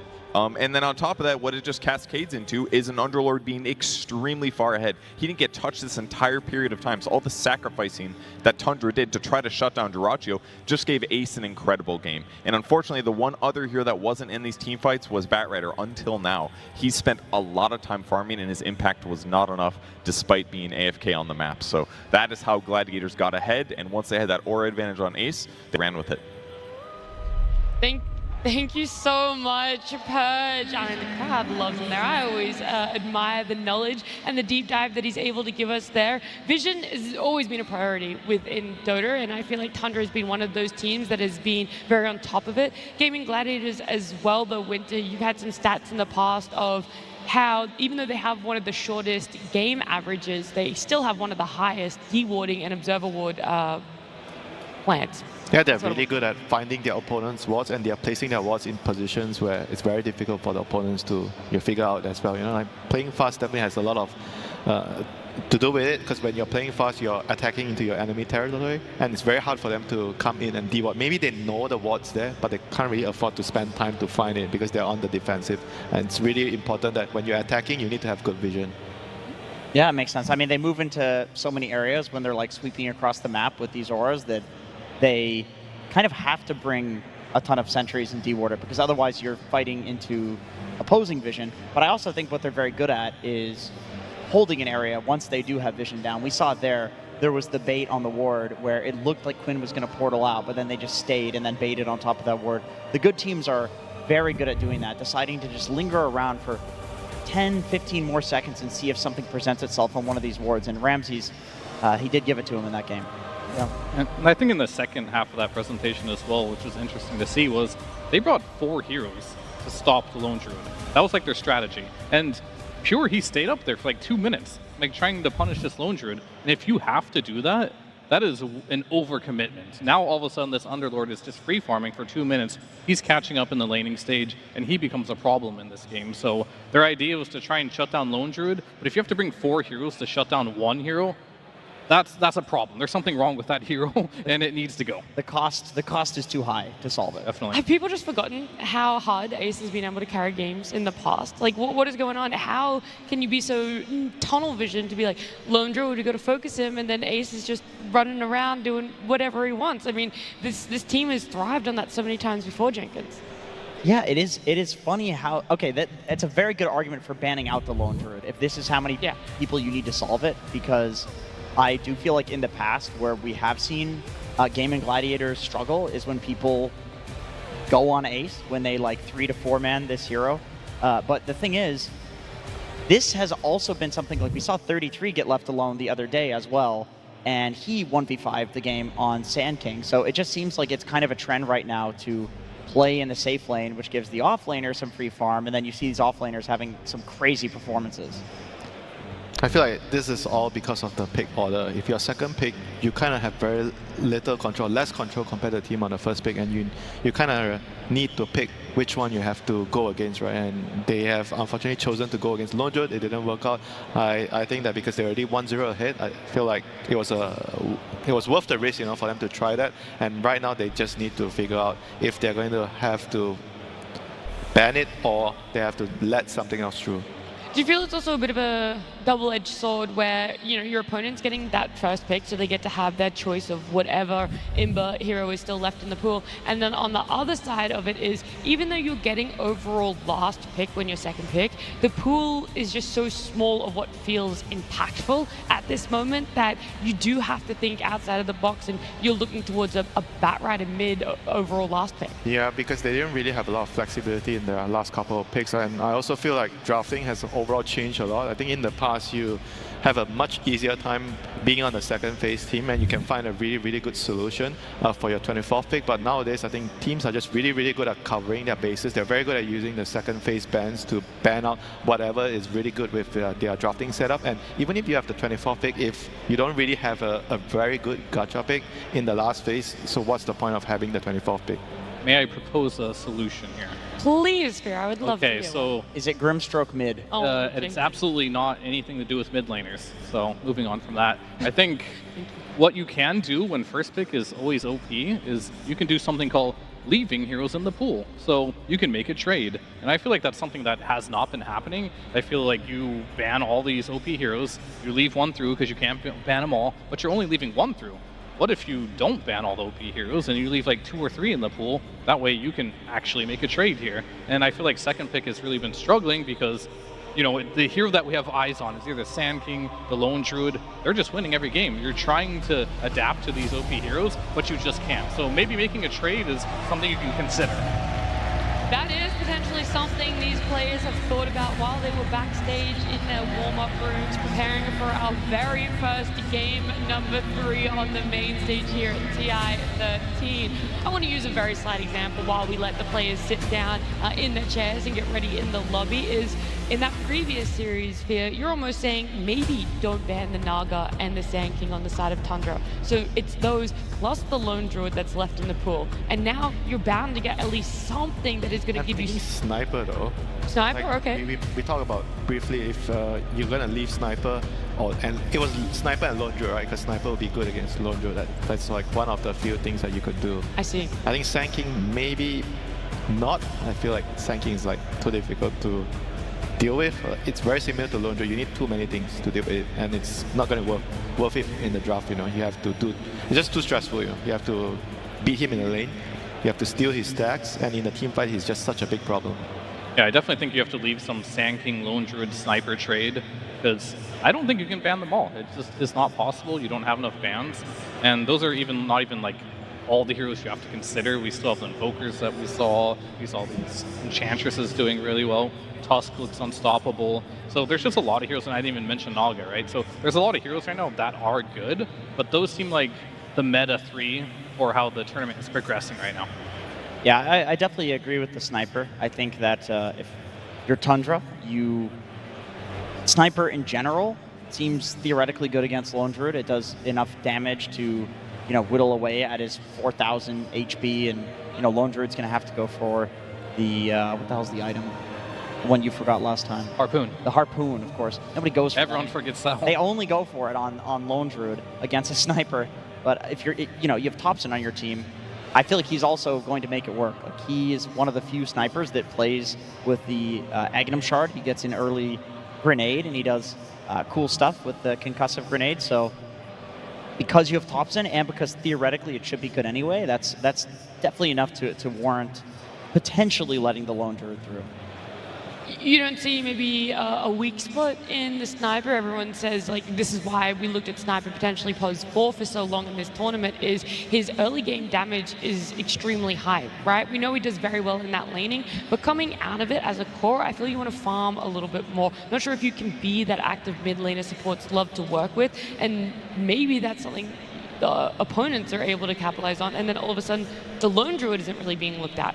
Yeah, I don't really think you can deal with it very much, just because Tundra is a team that has Ramses as their active player. Okay. So typically Topson doesn't have to be active at all on this team, so he can play that. And the same reason why Sniper looks good is the same reason why Lone Druid looks good. You can't beat this guy in lane. You can think as much as you want at what theoretically might counter these heroes in the laning stage. It just doesn't work. They're always going to have a good laning stage, and they're always going to propel to some item timing where they feel like they're very difficult to play against. And I'll still always remember that Aurora game where they triple countered the Sniper, it didn't and work. It still didn't work. So I just don't believe in countering some of these heroes if they can get off to a good laning stage, and I have not been proven yet that you can counter these heroes on lane. I want to put a small caveat to that Sniper game. He did have a Pugna with him on the side of Sniper that for so many fights was just this battery. Just gave him extra health to be able to stand there and not have to worry too much about what he's positioning. Yeah, even the Decrepify was a lot because there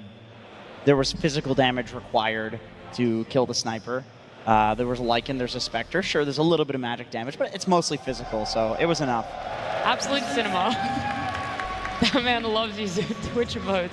I don't even know how he knows that he's on camera, by the way. Or do you reckon he does that every time, hoping? He's just doing that once every, like, 15 seconds. He's actually doing it right now. It's pretty just sure not on camera. cameraman comes by and pans every shot. Yeah, whether you're live or not, you don't really know, right? So just got to do it. You just got to pull. Yeah, YOLO, go for it. He's in good spirits for sure, getting to play Pango on the main stage. Yeah, not only that, but getting to win it, getting to be the first team to put an end, even if just for one game, towards Tundra's lower bracket run that has been so dominant so far. And on top of that, our first ever game number 3. I feel like we haven't talked about it so much, how these teams normally aren't able to have that stability in their emotions to be okay with being one game down. And on the side of Gaming Gladiators, it wasn't chaotic. They still had structure towards their team fights, and they were very aware of what all their timings were for, and it didn't feel like a team that was literally on the brink of elimination. Yeah, I think they got everything they wanted in the draft, which definitely helps when you get into your comfort zone. Like when you're in an elimination situation, guess what? You get Ace on his Underlord, all of a sudden you feel at home there. Quinn, Pango, they all went in their element, and I feel like it doesn't hurt rather, that they outdrafted them pretty heavily too in that game. So yeah, everything worked out, and now all of a sudden you're in this game 3 situation. Both teams are feeling it, and this is when the best Dota's played. Yeah, I agree. I think this will be a very competitive game 3 because Tundra also, they're, you know, they let the lone druid through. They tried something, it didn't work. I think they can kind of go back to the drawing board on that one. They still had a decent performance. They picked Mars into lone druid, which is specifically what people bait. Like, you want the lone druid versus Mars lane. It's one of the hardest matchups in the game, and still Ramsey's looked pretty good. I mean, it also says that how much they really want the Mars, right? So it's just probably easier for them to just make sure that he doesn't have to deal with lone druid. Yep. I think both sides, we're going to see a lot of comfort picks coming out. I will say, yeah, that Mars, he kind of just did what he's been doing every other time he's gotten Mars. You get Blink Dagger and you just initiate for your team. That's all that matters, you know? He's able to get some good arenas off for himself. We'll see if he's able to do it for game number 3, if he's even going to get his hands on this Mars, because it brings me so much pleasure to tell everyone watching at home and in the arena, we got a game number 3 draft. Gaming Gladiators versus Tundra Esports. Game 3. What heroes are these teams gonna let through? Do you widen that hero pool? You allow as many different meta and OP heroes through as you possibly can. We'll see. What we do know is that Tundra has that first pick, and I have no doubt in my mind they want the lone druid for themselves. Which they're not gonna get. Gaming Gladiators deny that. Sand King, though.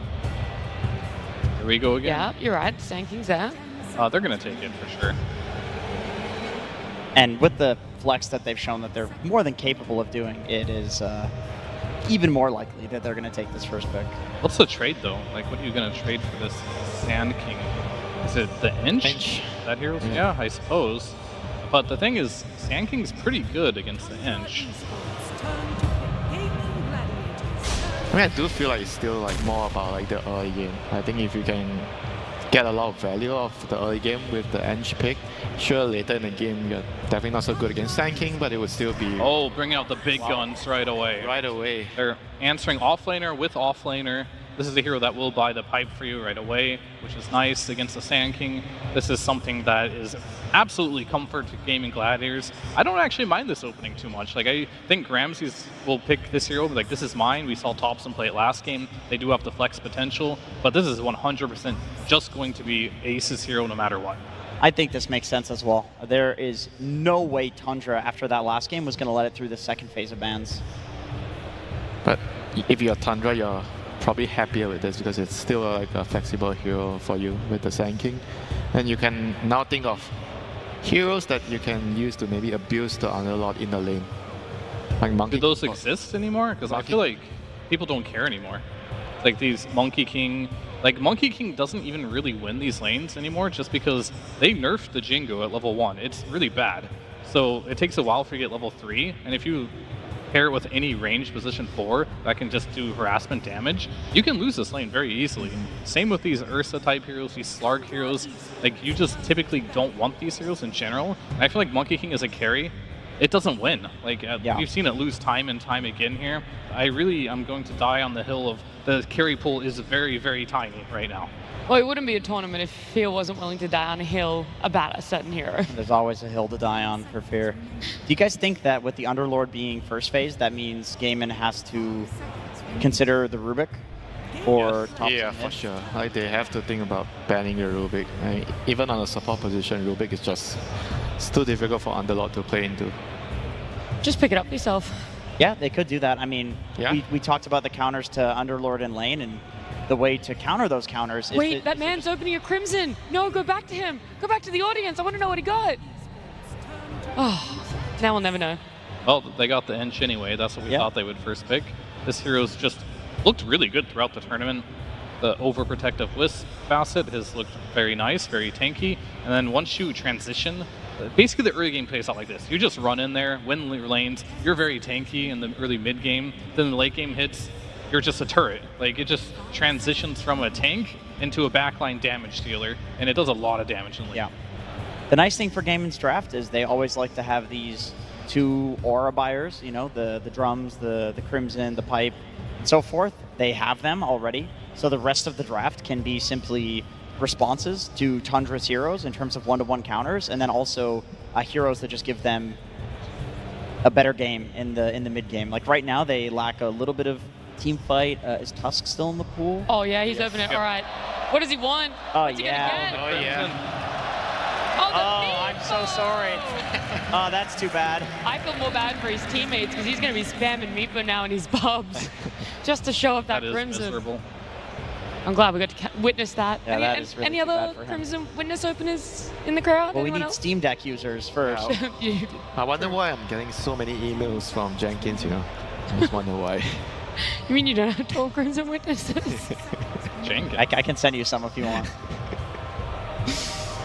Okay, so they take the Tusk on Tundra. I think that makes sense. Anytime you see the Ench come out, the best pairing in Dota for it right now seems to be the Tusk.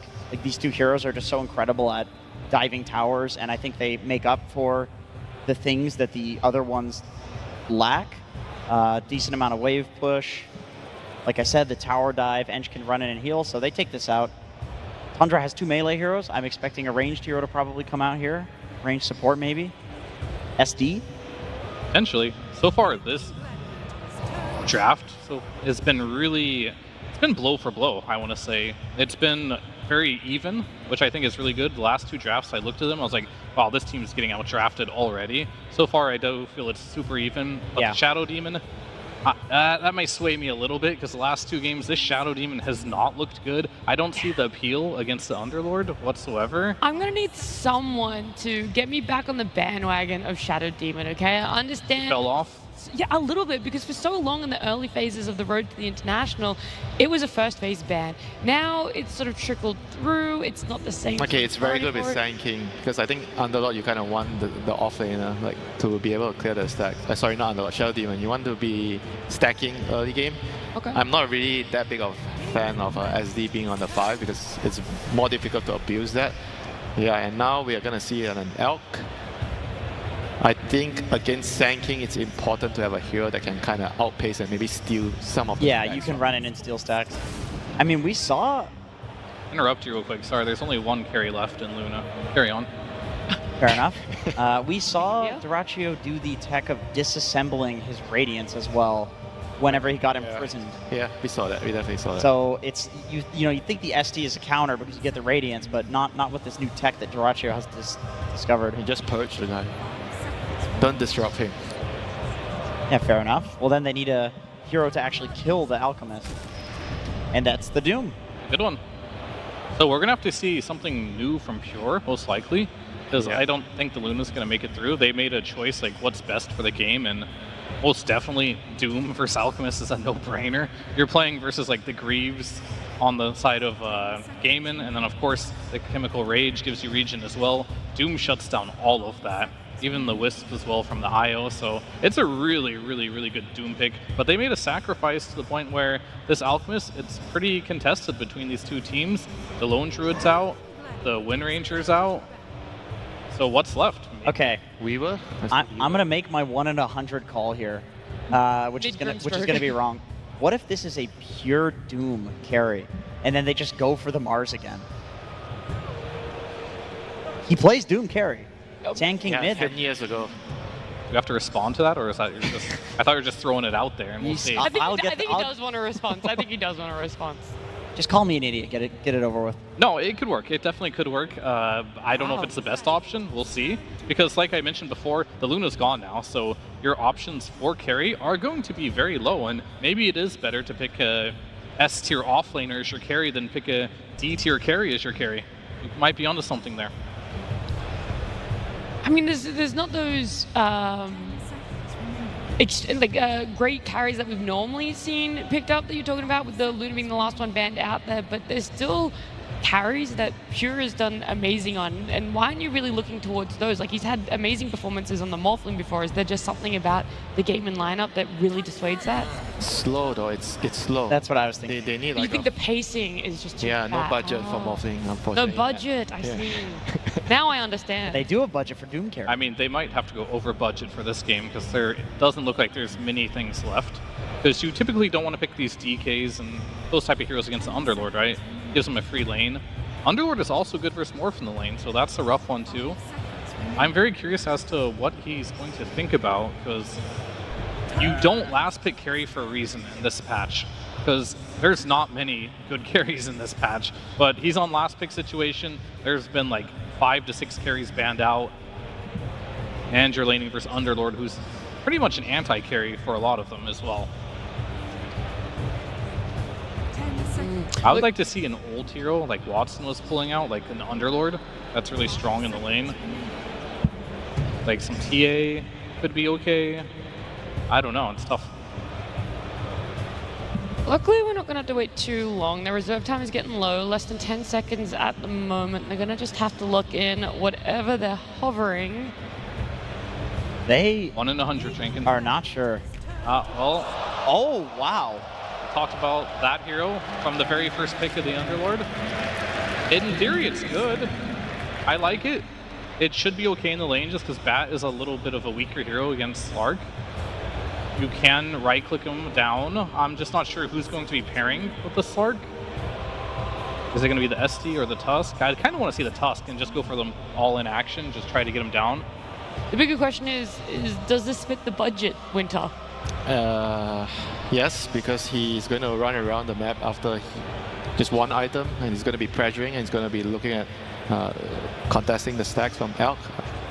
I think Slug against Elk is always a matchup where if you can survive the early stages, Slug is just going to be very good against Elk. Like all these tanky heroes, they can regen, and Slug likes to keep getting stacks out of the Elk. Very good against the Bat, decent in the lane against Underlord. Yeah. I mean, hypothetically, he should be able to survive the early stages because he counters both the Underlord and the Bat in lane. This makes me think maybe Gaimin, that they just want to run Bat mid against I thought Sand about that. And I also thought about Leshrac potentially for Quinn. Very good versus Slark. Not so good against a Doom though. But it kind of like forces you to like not doom the Alk, I guess. But yeah, they're gonna go a different direction here in the Queen of Pain. This hero is, I think, pretty good against the Slug. I mean, Slug is very vulnerable to burst in the early game. And I think Queen is an excellent hero to respond to the Slug's aggression when he's coming into the jungle, because I feel like at some point they're going to need to defend their stacks or go to the Sand King stacks and try to steal it. I think Queen is one of the best heroes to be able to do that. This is a very good pick in my opinion. I mean, anything that has like ground targeted AoE damage and burst is really good against Slark. You can just die in the ult. Also, when you purge the Queen of Pain dagger and she has Ags, you get immediately screamed. Like a lot of the time, that plus the ult plus another scream is enough to kill this hero when he's trying to do the thing where he baits and he gets low and then ults. Like this is a pretty good matchup for Queen. Yeah. I mean, I love both these drafts. I feel like this is the most even draft we've seen almost all of the main stage here. Okay. And it's for game number 3, so I'm expecting an incredibly exciting series. It really is going to come down to who plays this one best, because both drafts look really good. Okay, so it's going to be who woke up this morning eager to make it to the grand finals, who woke up and having that slight mechanical skill diff on their side. I do not normally like to ask you guys for predictions, but I'm going to have to do it. It's our first game 3, and the winner is going through to the grand finals to face up against Team Liquid. So starting down with you, Jenkins. I refuse. Nope, you have to. I defer. Go Whitemon. Gaming Gladiators is taking this all the way. Game Gladiators all the way. Let's see how many people might be on your side in the arena.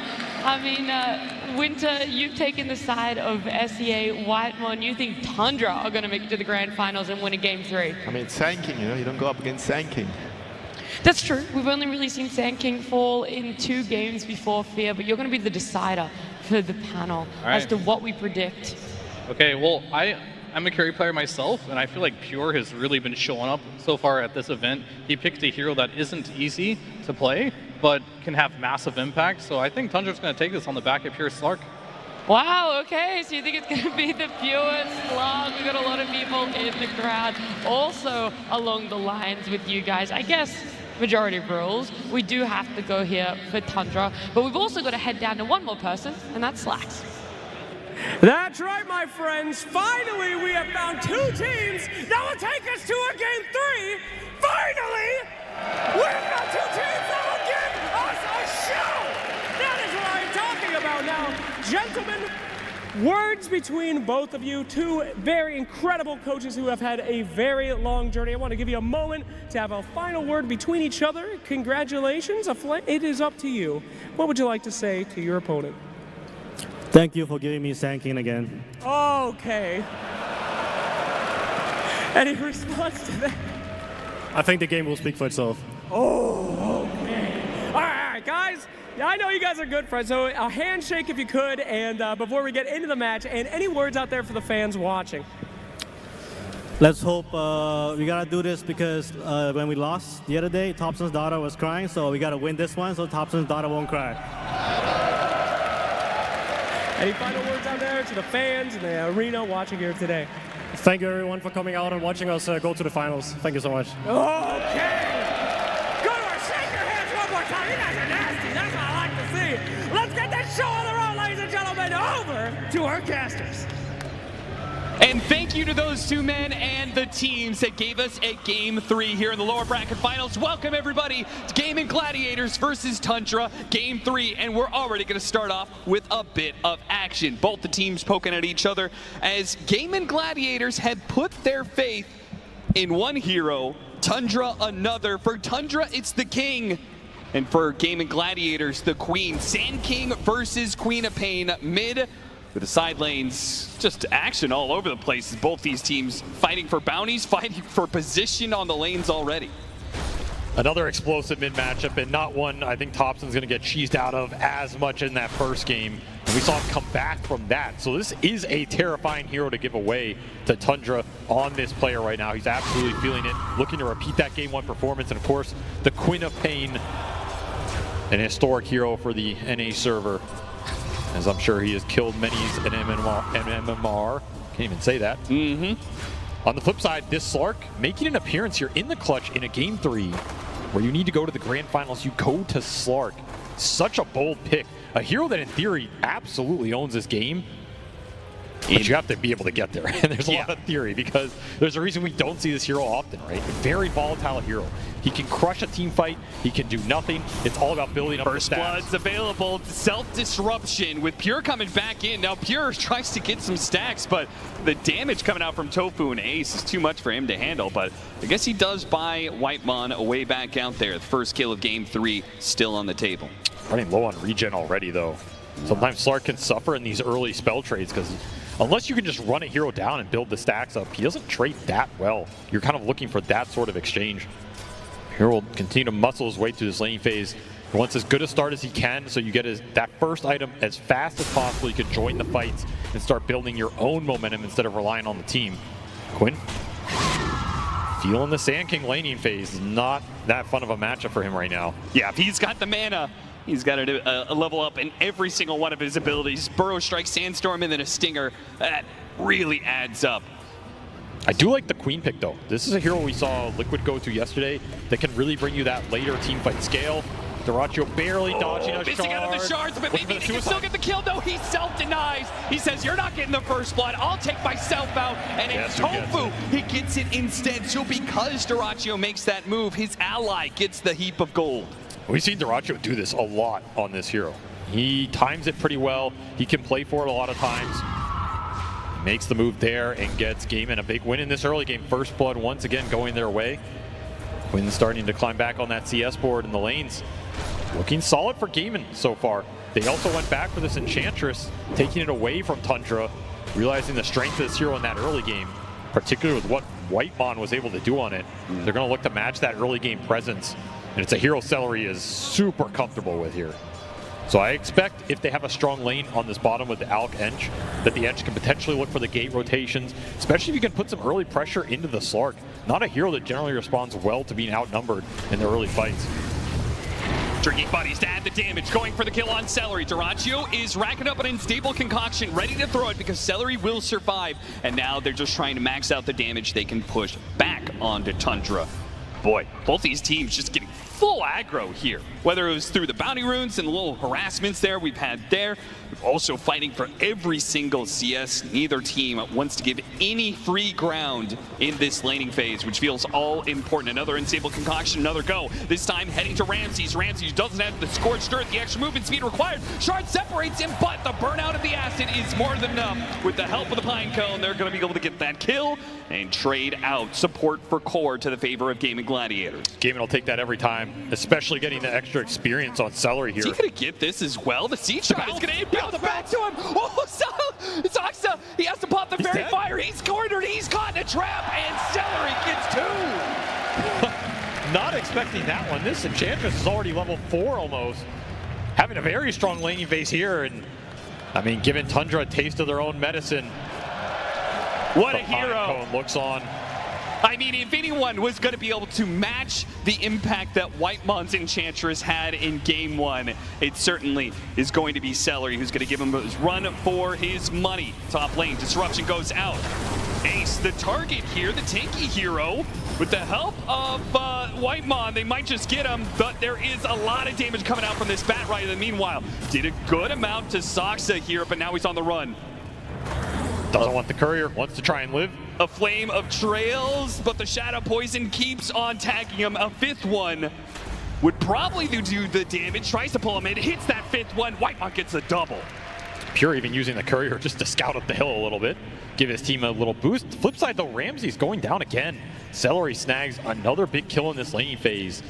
This Enchantress already proving her worth. 3-1 start for him, securing a free farm lane for Dyrachyo at this point. Feels like Tundra just giving up on this Alk Ench lane, trying to win their safe lane equally as hard or secure comparable farm for Pure here. Who would you rather shut down when it comes to the offlaners? Would you rather have the Underlord have a bad game or the Doom? Probably the Doom here, just because the utility out from Doom versus the Alk is pretty severe. Like, there's no real way you can play around in this game as Gaiman, and it's a hero that just recovers a bit better. The Underlord, more reliance on winning the laning phase, and his laning phase is rough right now. A Sonic Wave comes out for Quinn. He doesn't save Ace, but it can maybe get some kills. Epicenter being threatened, pushing Quinn away while the Slark tries to get out, but Tofu puts him down still, though. Topson, he finds Quinn. He gets that kill. Tofu still chasing after Zoxa, will manage to get that one. So Tofu, the support is the one to clean up, but it's the cores who suffer for Gaming Gladiators. Gaiman, their cores miss a lot of experience in that fight, and the damage from the Queen of Pain just not enough there. It was a very clutch shard from Zoxa going down, but he locks Quinn into the range of that epicenter going off from Topson. Secured that kill at the end. Still an Alk free farming on this bottom lane, but it does cost Gaiman's cores some speed and tempo in this game, and boost Topson back up the Sand King straight to the top here in terms of levels, CS, and almost net worth. He's comparing himself to the Alchemist right now. That is a good sign. I do feel like Sand King has got to be the scariest hero at this tournament. What so many players have managed to do with this hero, whether through a good laning phase or not, just because the recovery found in the jungle seems to be so efficient for this hero. 6-5 now, 7-minute Wisdom Rune spawn. No early contests here from either Gaming Gladiators or Tundra. They're too focused on keeping their presence in the lanes for now, especially Gaming Gladiators, who still have 3 at this top. Pure made the rotation mid, got a D-ward. Now we'll run back top to try and defend this tower as Gaiman looking for the dive. Whitemon's in trouble, but he does have some support coming in. Pure is going to show up here. Can he do anything at all? I mean, these level 3 heroes, it's just too much for him. Especially, yeah, as you said, level 5, without an escape mechanism in his ultimate, he really cannot step up to any of these heroes. And Topson's too busy farming neutrals to help. Looking about going back in. Epicenter in 10 seconds. Oh yeah, with Ramses now here, they want to try and use this Doom nice and early. Ace, he'll be left behind. They didn't even have to use Doom for that one. Sonic Wave goes out, but the snowball past him. He whiffs a big one there, and Tundra blood in the water now. The little Slark is gonna pick up a kill in Celery and get 1 stack for himself. 4 permanent Agi for Pure already. Not the worst start for a level 5 Slark, but still looking for the levels. He'll get a courier as well. What is Dyrachyo's courier even doing there? I don't know. Well, he went through the gate and tried to get himself his items there, but he instead finds that because of the missed Sonic Wave, that fight It was already done for Game and Gladiator. That really hurt Game in there. You want every one of these early game Sonic waves to at least land one core kill or win you a team fight there. It just gets nothing in the snowball dodge. And now Tundra get to pressure the map a bit more with that cooldown. Topson continuing to hunt here. Half HP, doesn't care, wants the Alk. Yeah, Topson's just not leaving him alone. The disruption set up into the epicenter. Burrow Strike, it's close. A snowball needs a little bit more. And the AoE damage to the epicenter is enough. Topson don't get burnt out. Gets a little screen there from Quinn to finish him off. Soxa, a wise TP out, allows him to be able to bail. They got their kill on the Alchemist, but the Game of Gladiators did get a lot in return for him. Shutting down this Sand King's momentum has got to feel good. And Quinn getting the kill pickup. Boosts his Queen of Pain back up the charts. He needed a big influx of gold like that. Game supports are doing a lot of work in the early game. They're currently out leveling Tundra. Level 6 is online for the Bat and the Ench compared to the level 5s here. But I will say these snowball saves, the whole series, man. Soxa just putting on an absolute clinic. Just dodges so much every fight. This is going to be a spell that Game and have to play around a bit better than in that game 1. They have a lot of heroes that, if they survive a few more seconds, they can output a ton more damage, right? Epicenter, Sandstorm, the Slark is a big part of that as well. And this is going to be the MO in the fights. Like, Game and have to play through a lot of saves and a lot of disruption on the side of Tundra. You have Slark with Depth Shroud, Disruption, and Snowball save that can all go on this Topson Sand King on the front line. And while you're waiting for him to come out of all those saves, he's dealing the damage to you. He's wearing you down. Finding the backline in this game would be delicious for Game. And the backdoor hits on these towers do not seem to stop. Whether it's the Enchantress or with some of these other games with like Lycans in the game and stuff, it's just constant. You may have had the waves pushed in, but all of a sudden these random neutrals or wolves or what have you come out of the woodwork and start chipping away at your towers. And that's what's happening to Tundra here. Celery, he's trying to do what he can on this Enchantress to take objectives. He's now prancing his way up to the top lane where Pure, he's going to get some good D-warding going on. That'll help him. Yeah, he's been active, helping out with the wards. So we'll be a smoke bottom with the Queen of Pain here. Sonic Wave back up, looking for the Dagon build-up. Just more burst damage, but you're far away for now. Arcane Rune, however, is what makes this gank extra juicy if you can land it. Tundra playing safe down here, but both supports are here, so they might feel confident pushing forward. Still don't know Quinn lurking in the trees. He almost walking in melee range there of Tofu. And look at Celery mid. He's just pushing this tier 1, trying to get somebody to show on the map, get some sort of pressure in response if this gank fails bottom. He's getting some serious tower damage. No one's responding to this. Tundra taking a defensive stance right now. They want the Mage Slayer on Pure. That's going to be his first item on this Slark. Allow him to go in the fight, be tanky. And finally, he does get his response, but is he going to regret pushing this one? It looks like his heal is just too much. The damage over time from Tundra cannot seem to contest the heal over time that the Enchantress brings. Soxa needs to get a snowball on out of here, and he does have one. That'll get him to the edge of the pit, and he'll walk away. Everybody walks it off. Blink reveal for Topson, Epicenter on cooldown. Did put the Sonic Wave on cooldown, but that's an Arcane Rune. He still jumps the Queen of Pain, though there wasn't any immediate follow-up. They immediately smoke after that. It seems like it's a poke into getting a reaction out of Game and Gladiators, and then a fast move. Where's this move going to go to, though? I mean, Celery saw them take the rune bottom, so Topson's just going to show. But the second half of this move might catch Darachu off guard. I mean, these are juicy camps to leave. Oh, he's so close. The courier is leading right to him, but he's going to get through the gate before the smoke can arrive. That's a very clutch play from Darachu. I mean, you would love to stay there for those mini golems and all the Grievel's Grief bonus. Oh, yeah. But just makes the read that smoke was coming into him, and he is closing in on this Sacred Relic. If he doesn't die right now, he's going to have it in the next minute and a half here. Smoke continues on through the gate. Love that play. Using the courier to see if there's anybody else coming through the gate after him. And he sees, okay, it's a Shadow Demon. He loses courier for it. Who cares? He got info out of it. Enough info that he feels comfortable staying in this lane. It's not just a Shadow Demon. That's not enough to threaten this Alchemist. Will cost his courier, but can always head over to the shop himself to finish up that Radiance. True. Big decisions for Gaiman are when do you fight with this Alchemist, though? Are you confident for him to join fights with only the Radiance? Do you want to wait later on for a BKB timing, something of this nature? And where's your defense against the Sand King going to come from? Ace is building a first item pipe. It's going to be a little slow here, though. Mid tower is going to die here. Celery just trying to make sure that there's no chance of Saksa getting a deny. Good use of the enchant to give him the extra damage, quickly taking it. 30 seconds left till another round of Wisdom Runes.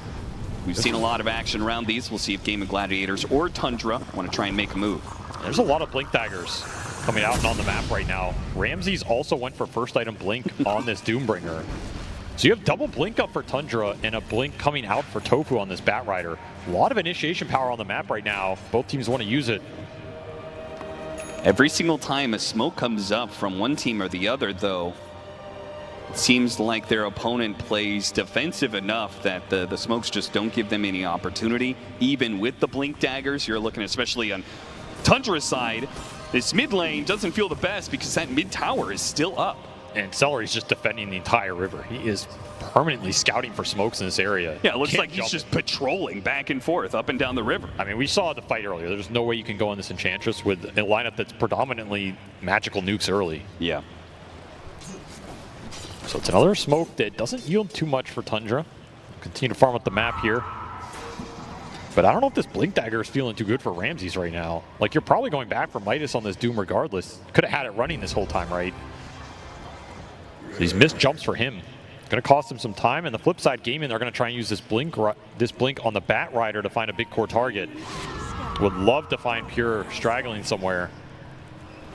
But again, they get scanned out. Another defensive play from Tundra will dodge this smoke. Yeah, it was right as the Dagon was picked up, so they really did have a chance to be able to blow up the Slark. And Nighttime also hits here. Yeah, that makes things a lot harder. Gets his vision advantage, will push into game inside of the map. Tundra swarming around this tier 1 top. They would love to find Alchemist. And in fact, Invis rune for Topson. He's going to sneak his way in here. Scout Ace. If you're going to go for this big boy, you're going to need more than just the Sand King. And he's going to try point blank epicenter Burrow Strike. Need more damage. Whitemon's here with a Demonic Purge and a jump forward from the Tuss, a Walrus Punch. All three of them combined can put enough damage to bring down the off-lane Underlord. And straight to it, so many heroes around. Let's try and chip away at some objectives as well. The off-lane tower is up next. Delays that pipe buildup, which is really nice for Topson here. Going to give him more windows in the fight to deal the early spell damage. Level 2 Epicenter going to work. Teams continuing to dodge each other on this map. We'll secure a power rune for Quinn. You'll at least get something out of this space, and it's a good one. Amp damage rune on this Queen. Oh, they are so deadly right now. Blink, Lasso, Amp damage, Dagon, the Sonic Wave ready to go. It's a lot of burst. Someone will get melted, but you have to be able to find them. And he got Topson. Whitebot trying to close the distance to get disruption. A Burrow Strike puts him in range. Now they hit it, but it's not like Quinn used many spells. He saved the Sonic Wave for the second part of the fight. Hit Topson, the amp damage, almost getting a snowball, pulling him out. Oh no, did Topson manage to get away? What a save from Saksa. Every time these snowball saves have ruined Gaiman's team fight. Now it's ruining their ganks. Another Sonic Wave down the drain. Sure, you picked up Whitemon, but that is not the target you were looking for. They brought everybody to that. Brought the Alk, used the gate. Sonic Wave back on cooldown. Topson limps back to base. He survives to fight another day and push towards this Bloodstone. As a result, Game of Gladiators, even on kills, they're up by 4K. Would you say that with an Alchemist, because he produces that extra amount of gold, it's a lineup that's supposed to be ahead? Do you think Game of Gladiators is actually in a good spot? Do you think it's an even game? Where are we at? I mean, they're in a good spot just because their two supports have found a lot more in this game. And they can continue to scale, continue to farm up here. This Batrider and Enchantress can push the waves, cut waves, play deep on Tundra's side of the map. They're really hard to kill, and they're really annoying. So currently they're finding more net worth, and it's adding up. You did finish the pipe on Ace, which is your big aura this game. Combine that with the Manta on Daracho, and suddenly you can just take 5-on-5s, translate them into objectives. And that's going to be tough for this hero right here, the Slark, to be able to deal with that kind of team fight. Topson caught by the lasso as he tries to jump on a Quinn, pushed back by the flame break straight into the unstable concoction. No Burrow Strike save this time, no disruption either, as Whitemon's going to be caught up in the push forward from Gaming Gladiators. Topson just wanted to poke the Queen's resources, ends up paying a big price. And that is a very important spell for Gaimin as well as this game progresses. The flame break here, if Tofu can push the saves away from the target they go on like we saw there, that's a huge deal. Could stop a clutch disruption coming out, could stop the snowball from the Tusk. Depth Shroud later on a factor as well. This is kind of your one spell to break up that positioning, push the backline farther away. You're getting the Ags on Pure. He is going to be so much harder to catch on the map. And I think we're going to see him start to become more aggressive as well. And they're going to start off using the nighttime vision to get the leap on to Tofu. Ags delivered, instant kill, another permanent Agi. This Slark's going to have some buffs to play with, like the drinking buddies. And this is still a nighttime interval for a minute here. And you want to roam around the map, deward a lot of the obs, get extra kills. You're closing in on the Sand King Bloodstone as well, so some big items aligning here for Tundra. And that Roshan is still up, so they're going to smoke and try and get active. Again, they're going through the gate looking for the Alchemist. On the part of the map they feel Duracchio's farming. They know he's there, but Duracchio has already cleaned up the camp with that Radiance, is moving on to the safety of his own high ground, which Tundra will surely try to invade. It's going to be hard to kill. Chemical Rage, is he going to pop it? Will it even matter though because of the Doom that's coming in? Ramses, popping in the Sonic Wave. They did get immediately. Finally it goes up. He's trying to make his run away, but the Pounce is holding him in place now. The Shards keep him in spot, but who cares? He is anchored to a team fight that he's winning, and Tundra will be the ones to drop 3. Pure with a Pounce away. Desperate TP out. Unstable Concoction will not arrive in time. It was a trap all along. Gaimin were more than ready to turn that play around. And that was your one last bit of nighttime to get the Slark active like that. Pure will feel the stun still land and the sting of a lost team fight off a botched gank. And that is scary. 10,000 net worth lead for Gaming Gladiators. Tundra, I mean, they've had it 3 different times now. You know the big team fight push is going to be coming from Gaming Gladiators soon. It's just when they feel like the Alchemist is strong enough to hit that high ground, and it really does seem like he's approaching that territory. Radiant, Manta, soon to be BKB. I have to imagine that and an Aegis, Gaming Gladiators are going to threaten your high ground, and Tundra need to be ready for it. They start off once again trying to hit Duracchio here. This time it's off of a Bloodstone Sand King who's dropped hit his epicenter with the disruption. He's going to be healing up a lot off of this one. Maybe not enough though. Another save. Drinking save. They have the snowball, and it hits. Burrow strike on it too. Topson goes in to try and win the team fight. But will that stun be enough? Tundra feel like it's not. On the retreat, making a run for it. Quinn chasing after him. Managed to hit the pit onto Soxa. Looking at it a little bit more. It's going to be Whitemon, the support. Lasso immediately. No, he hit the Dark Pack. Pure is able to take that one off, but it's still loss after loss here. They got the Alchemist, losing 3 for it. Avery, how does that break down? It's just not a worthy trade. You needed more in this fight, but it's a fight you're playing without Doom. It just takes so long to bring Duracchio down. You had the Bloodstone active on the Sand King. When he's disrupted, he's not healing up. Just an awkward situation for Tundra. They don't have that big ult online. It's not nighttime for Pure. Doesn't get to play a super long fight that he wants to and build up the stacks. You end up losing your tier 2, losing 3 heroes. And the story of this game has just been the supports for Gaimin. They're continuing to find so much net worth here. Celery rolled the Grove Bow as well, so this Enchantress is a huge damage threat. Ooh. And he is absolutely massive, level 13. Going straight into his own Dragonlance here. Even scarier, Tundra ever get caught in a lasso, so much burst damage, whether it's the Queen of Pain or this Enchantress. They could do a lot, but Tundra, they still have some answers to the Alchemist, and I think that's the thing that really intrigues me the most. They've got Doom versus Alch. Like, surely that has to be one of the best answers you could ask for against this carry hero, right? It is 100%. You go in, you Doom this Alch, the Slark starts hitting him, you throw down Depth Shroud, Disruption, Snowball. That's the type of fight you're looking for, and then all of a sudden you get a 5v4 where all your heroes are still full HP. That's why these supports for Gaimin are the real X factor in this game, because if you can make some more cores out of them, you end up in situations like that where even if you kill the Alchemist, Gaimin can still win the fight. Yeah, too many threats, right? Yep. And that's the type of lineup Doom does not enjoy playing against. So while his target's clear here, not a guaranteed teamfight win. And Quinn, he was able to find a lot during these last few skirmishes. 4-1 and 8 now on this Queen of Pain. Shiva's done. It's a big item here, a very obnoxious item for the Slark. There's the BKB timing and straight to the Roche Pit for Duracchio. Lines up perfectly. daytime Radiant Roche, hard for Pure to contest. Dyrachyo with a nice BKB timing here. He is very fat. Game feel like there's no contest available for Tundra. Do you agree with that? I mean, it's doable. Like, you have your Blink pipe on Ramses. He resold the Midas for it. You have your Blink on Sand King. Oh, it's such a hard decision to make. They could have gone for the pit, but they're opting not to, playing defensively for now and maybe waiting for Gaming Gladiators to push into them. And you can see, I mean, they're really well set up for it right now if the push does come. But as it stands, they're going to be playing a 6 versus 5. Do you try and stop this momentum of Gaming Gladiators you're building up now, or do you try and stall out the game like they did successfully in Game 1? I don't think you fight them head on unless they go high ground. I think you try and rat the map, look for pickoffs, wait for this clock to roll over into another nighttime interval where Pure can give you more map control. I think Gaming are just going to push the lane though. This is what this team always does with this type of advantage.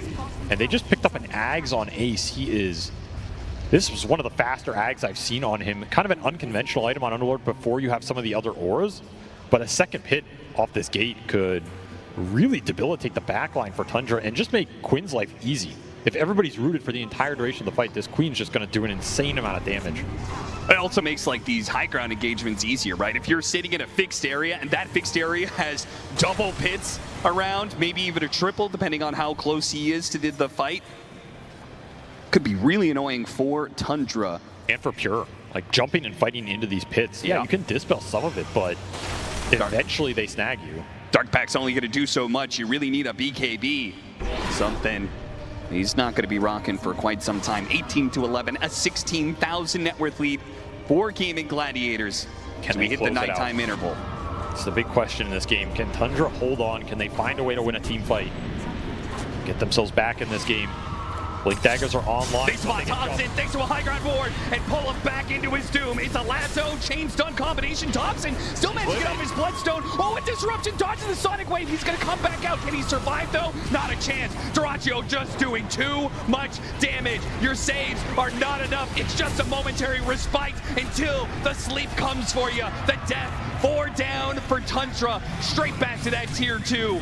And you can feel the ball is rolling for Gaming Gladiators. Tundra gotta feel the pit in their stomach. This overwhelming advantage that Gaming Gladiators is building up may be too much for them to surmount. Pure just can't find his point in these fights. Like, there's no stacks to build up. The fight's over too fast. Someone's getting jumped. You're expending all your saves. But it's just saving a Sand King who comes straight back into death. Not enough sustain, not enough firepower. This Alk BKB is king of the fight right now. Even with Doom online, like, there's just no Doom to get thrown out there. It was a nice jump from Tofu off that high ground ward. Tundra know it's there. But the damage has been done. He'll push out of the base. Nighttime hits. Pure can lead the charge. They're TPing bottom. They want Dyrachyo on bottom lane. He's isolated.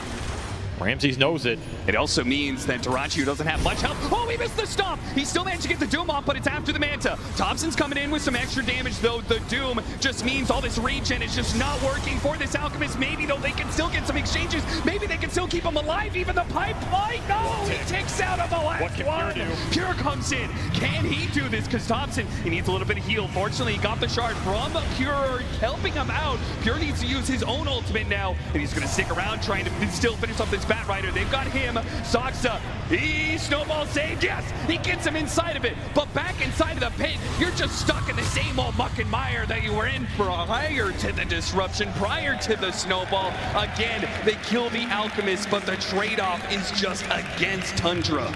Pure still alive down here, trying to get something else out of this exchange. I mean, if he gets just one more kill out of this, it's worth it for Tundra. Some decent stacks at the worst. He might be able to bring him down over the long run, though. Gate's going to bring reinforcements. He's calling reinforcements. Somebody help! Somebody help! I need the reinforcements. Celery is the one to show up, and he actually gets him a push away with the extra help of the pit. Ace is making a run for it, but Pure hot on his tail, spots him. Body blocking, Celery, body blocking in front of him. Now Quinn's going to slow him down. Pure is being kited, and remember, he doesn't have his ultimate. He used it earlier. 1 pound, all he has. He slips past Quinn, but Quinn gets right back in front of him and pushed back into the team of disruption. Buys him a little bit of time, but there's nothing left. He tries to go into the trees, but Celery will hit him down with the impetus. The gate always signaling Tundra's doom as the reinforcements come, shut down that Slark despite building up 40 Agi stacks. Pure cannot fight through everything. They do lose a Queen of Pain Ags on a courier. It's a big courier snipe. Removes a lot of the net worth from this push, but there's just so much. And these pits are absolutely ruining the Tusk in the fight. Soxa cannot blink. He can't get in deep in the fight, doesn't have the blink yet. Can't snowball save anybody. That is the snowball save that just might work, but once again, the pit is going to catch him, but he got his target out of there. Ramsey's making a run for it. Meanwhile, Age is about to expire for Quinn, but he's going to dive into this tier 3 area to pick up that pesky support that has been such a nuisance in this series. Soxa's Tusk still does the buyback immediately uses. Looks like Ramsey made the call. He wanted to jump in. He immediately got silenced, though. Once again, his jump just does not grab Gaming Gladiators fully. Still gonna try for it though, off of the pounce. Whitemon gets grabbed, managed to force out down to the low ground. Both a disruption and a save from Pure. Whitemon, he is backing away, so is Soxa. Tundra just on the edge of a knife. It feels like they lose one more fight, and that Gaming Gladiators push is coming, but they don't die yet. And Pure looking to push his advantage, knowing the Gaming Gladiators have run out of certain resources. Again, the silence comes in. Uh-oh. Anything here? No, they managed to stop him from getting through that bait with the Burrow Strike. Is it good, though? Duraccio with the Shivas out. They have an unstable concussion. Managed to hit him with the Doom, though. Ramsey's got the carry in the Doom. Where is the follow-up, though? Pure's trying, but it's just hitting Ace's Underlord. He is a big, tanky man, but he will be whittled away by this Slark bit by bit. They managed to get him out. These constant retreats from Gaming Gladiators not giving Tundra what they want out of it. They're just so close to winning a fight, but they can't have it. Another 30 stacks built up on this Slark, but can't convert it into anything as Gateman just walk it off. They walk off the Doom. This Ace Underlord, he's giving up a lot of stats, but ultimately he's too big to bring down. And these pits just keep slowing down everything. So difficult to push through here for this Tundra lineup. They need their next set of items. They need more sustain in the fight. The Shiva's guards for the Doom and the Sand King, they're thinking about 2 of them here. And BKB for Pure, that would make a huge difference. That would allow him to commit in once he builds up the stacks to actually stick on a target and bring them down. Do you have time to get there? That's the biggest question against Gaiman. Do you have the time? This next Roshan's going to be coming up shortly. And of course, a lot of that was without a huge item on Quinn. He lost that Ags on the Courier. It's only respawning now. So he's effectively got, almost 5 or 6K net worth between that and the gold he has that was out of this game. Yeah. That's going to be coming back now, and that is a scary thing to think about. That Orchid really paid off for Duraccio in multiple instances, and now it's even more dangerous. A Bloodthorn. That is something that Pure's going to have to keep his eye on always. Smoke up from Gaming Gladiators. It's a scary item for the Slark, and it's been obnoxious for Ramses, who he's been caught a couple times on the blink and just getting silenced before the Doom comes out. Yeah, Gaming will smoke. Look for somebody farming the triangle here. So close to evening out the Ord advantage. The Shiva's on, the Queen of Pain don't have it on the Sand King. They find a pick. This Shadow Demon is a great target, and even if it's a support, man, he is just these constant disruption saves. They have to be able to address the backline first in order to break Tundra, and they found one, but are they going to get anything off of it? Currently a Mud Golem sitting in the Roche pit, so Gaming are opting to stay on this side of the map, try and angle for that Radiant Roshan. See when it spawns and go straight for it. Amp Damage Rune for Quinn, hits level 20 as well. Huge power spikes for this Queen of Pain. And he's going to continue to scale into a beast here. Disperser finish for Pure, that's going to be the biggest damage upgrade for Tundra. And the Shivas is done for Topson, so this next fight, I mean, that's as good as it gets for them. For a while. They're going to have to make something happen with what they have. How do you set up this team fight for Roshan? I mean, you got to get a Doom on the Alk. Maybe the Queen of Pain is good enough, one of those two. And Topson just needs to stay alive. Like, you have to commit saves either on the Slark or the Sand King to keep them going in the fight. And you have to build up the stacks. You have to get in a position where Pure can start hitting the Underlord or hitting the Alchemist for a good, 10, 15 seconds. I'm beginning to wonder if the Queen of Pain is the better target, just because we've seen multiple Dooms on this Alchemist, and every single time, maybe he dies, but he's so tanky that his impact is still felt for a while. That's what I'm thinking. Like, you might want to Doom this Queen at this point.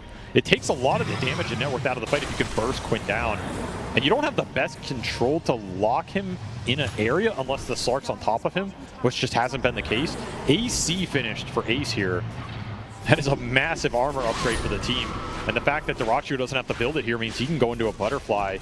Roshan falling fast. Are you even going to contest this as Tundra? It doesn't seem like it. I thought surely this was the Roshan they were going to play for, but they're coming out too late to be able to do so. The Bloodthorn makes Roshan so much quicker to take. The Roshan Roar goes out, and Tundra, they're like, okay, can't do it, boys. We're going to have to play back Dark Pact. It is going out in Pure. He's making a scramble for it, but a gate on the other side. Managed to get the grab. Ramses hits his Doom mark. They're trying to blow up this Alchemist, and they managed to get him. Quinn is also low HP. Managed to flick back, though. Hits a good dagger with that Aghanim Scepter. This damage is going to start building up. Tundra need to start backing away, but Gaming Gladiator's not going to build it. Look at Quinn. A sliver of HP finally goes down. He loses his Aegis. Ramses and Topson play to the trees, out of sight, out of mind.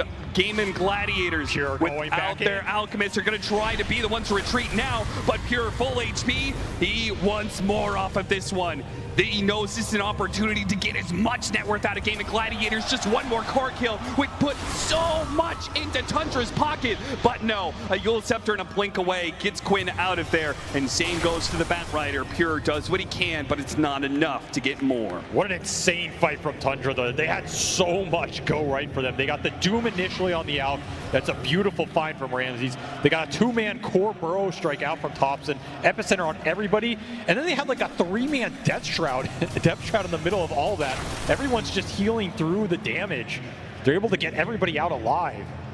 And right as we say, maybe we consider the Doom on the Queen of Pain. The quad picking up the Aegis made the targeting perfect for Tundra. They say, okay, we have to go the Alk, and they got the burst on it this time around. There was no lingering Alchemist doing his Radiance and doing some right clicks in. This time around, they killed him fast. This is a big turn in this game. Tundra, the breath of life breathed back in as it felt like this game was spiraling out of control. They find big targets here. Very clutch spell casting on these two cores.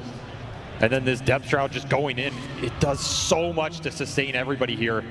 This is the kind of fight you're looking for. At the same time, man, these pits, they have just absolutely debilitated Tundra in these fights. They don't have good answers for them yet. Still able to get everybody out of here, reset, and then you can think about going back in. If you weren't so low on a lot of these heroes, I think more would have committed with Pure, as he knows, you know, once that initial exchange happens, they are favored over the long haul. You just have to push through it. Topson, he was a nuisance this time around. Oh, another disruption. They stopped the lasso initiation. Now Ramses comes in with his BKB, still here with a Sonic Wave onto 2. The Death Shroud once again will help him out. They managed to get the Doom onto the Queen of Pain. A great target, and there's a full HP Pure. And Topson is going nowhere. Epicenter slamming the ground, slamming Gaming Gladiators. 2 cores down. One of them's going to buy back to Quinn. He's back into play thanks to the gate, and will swing this team fight back to the favor of Gaming.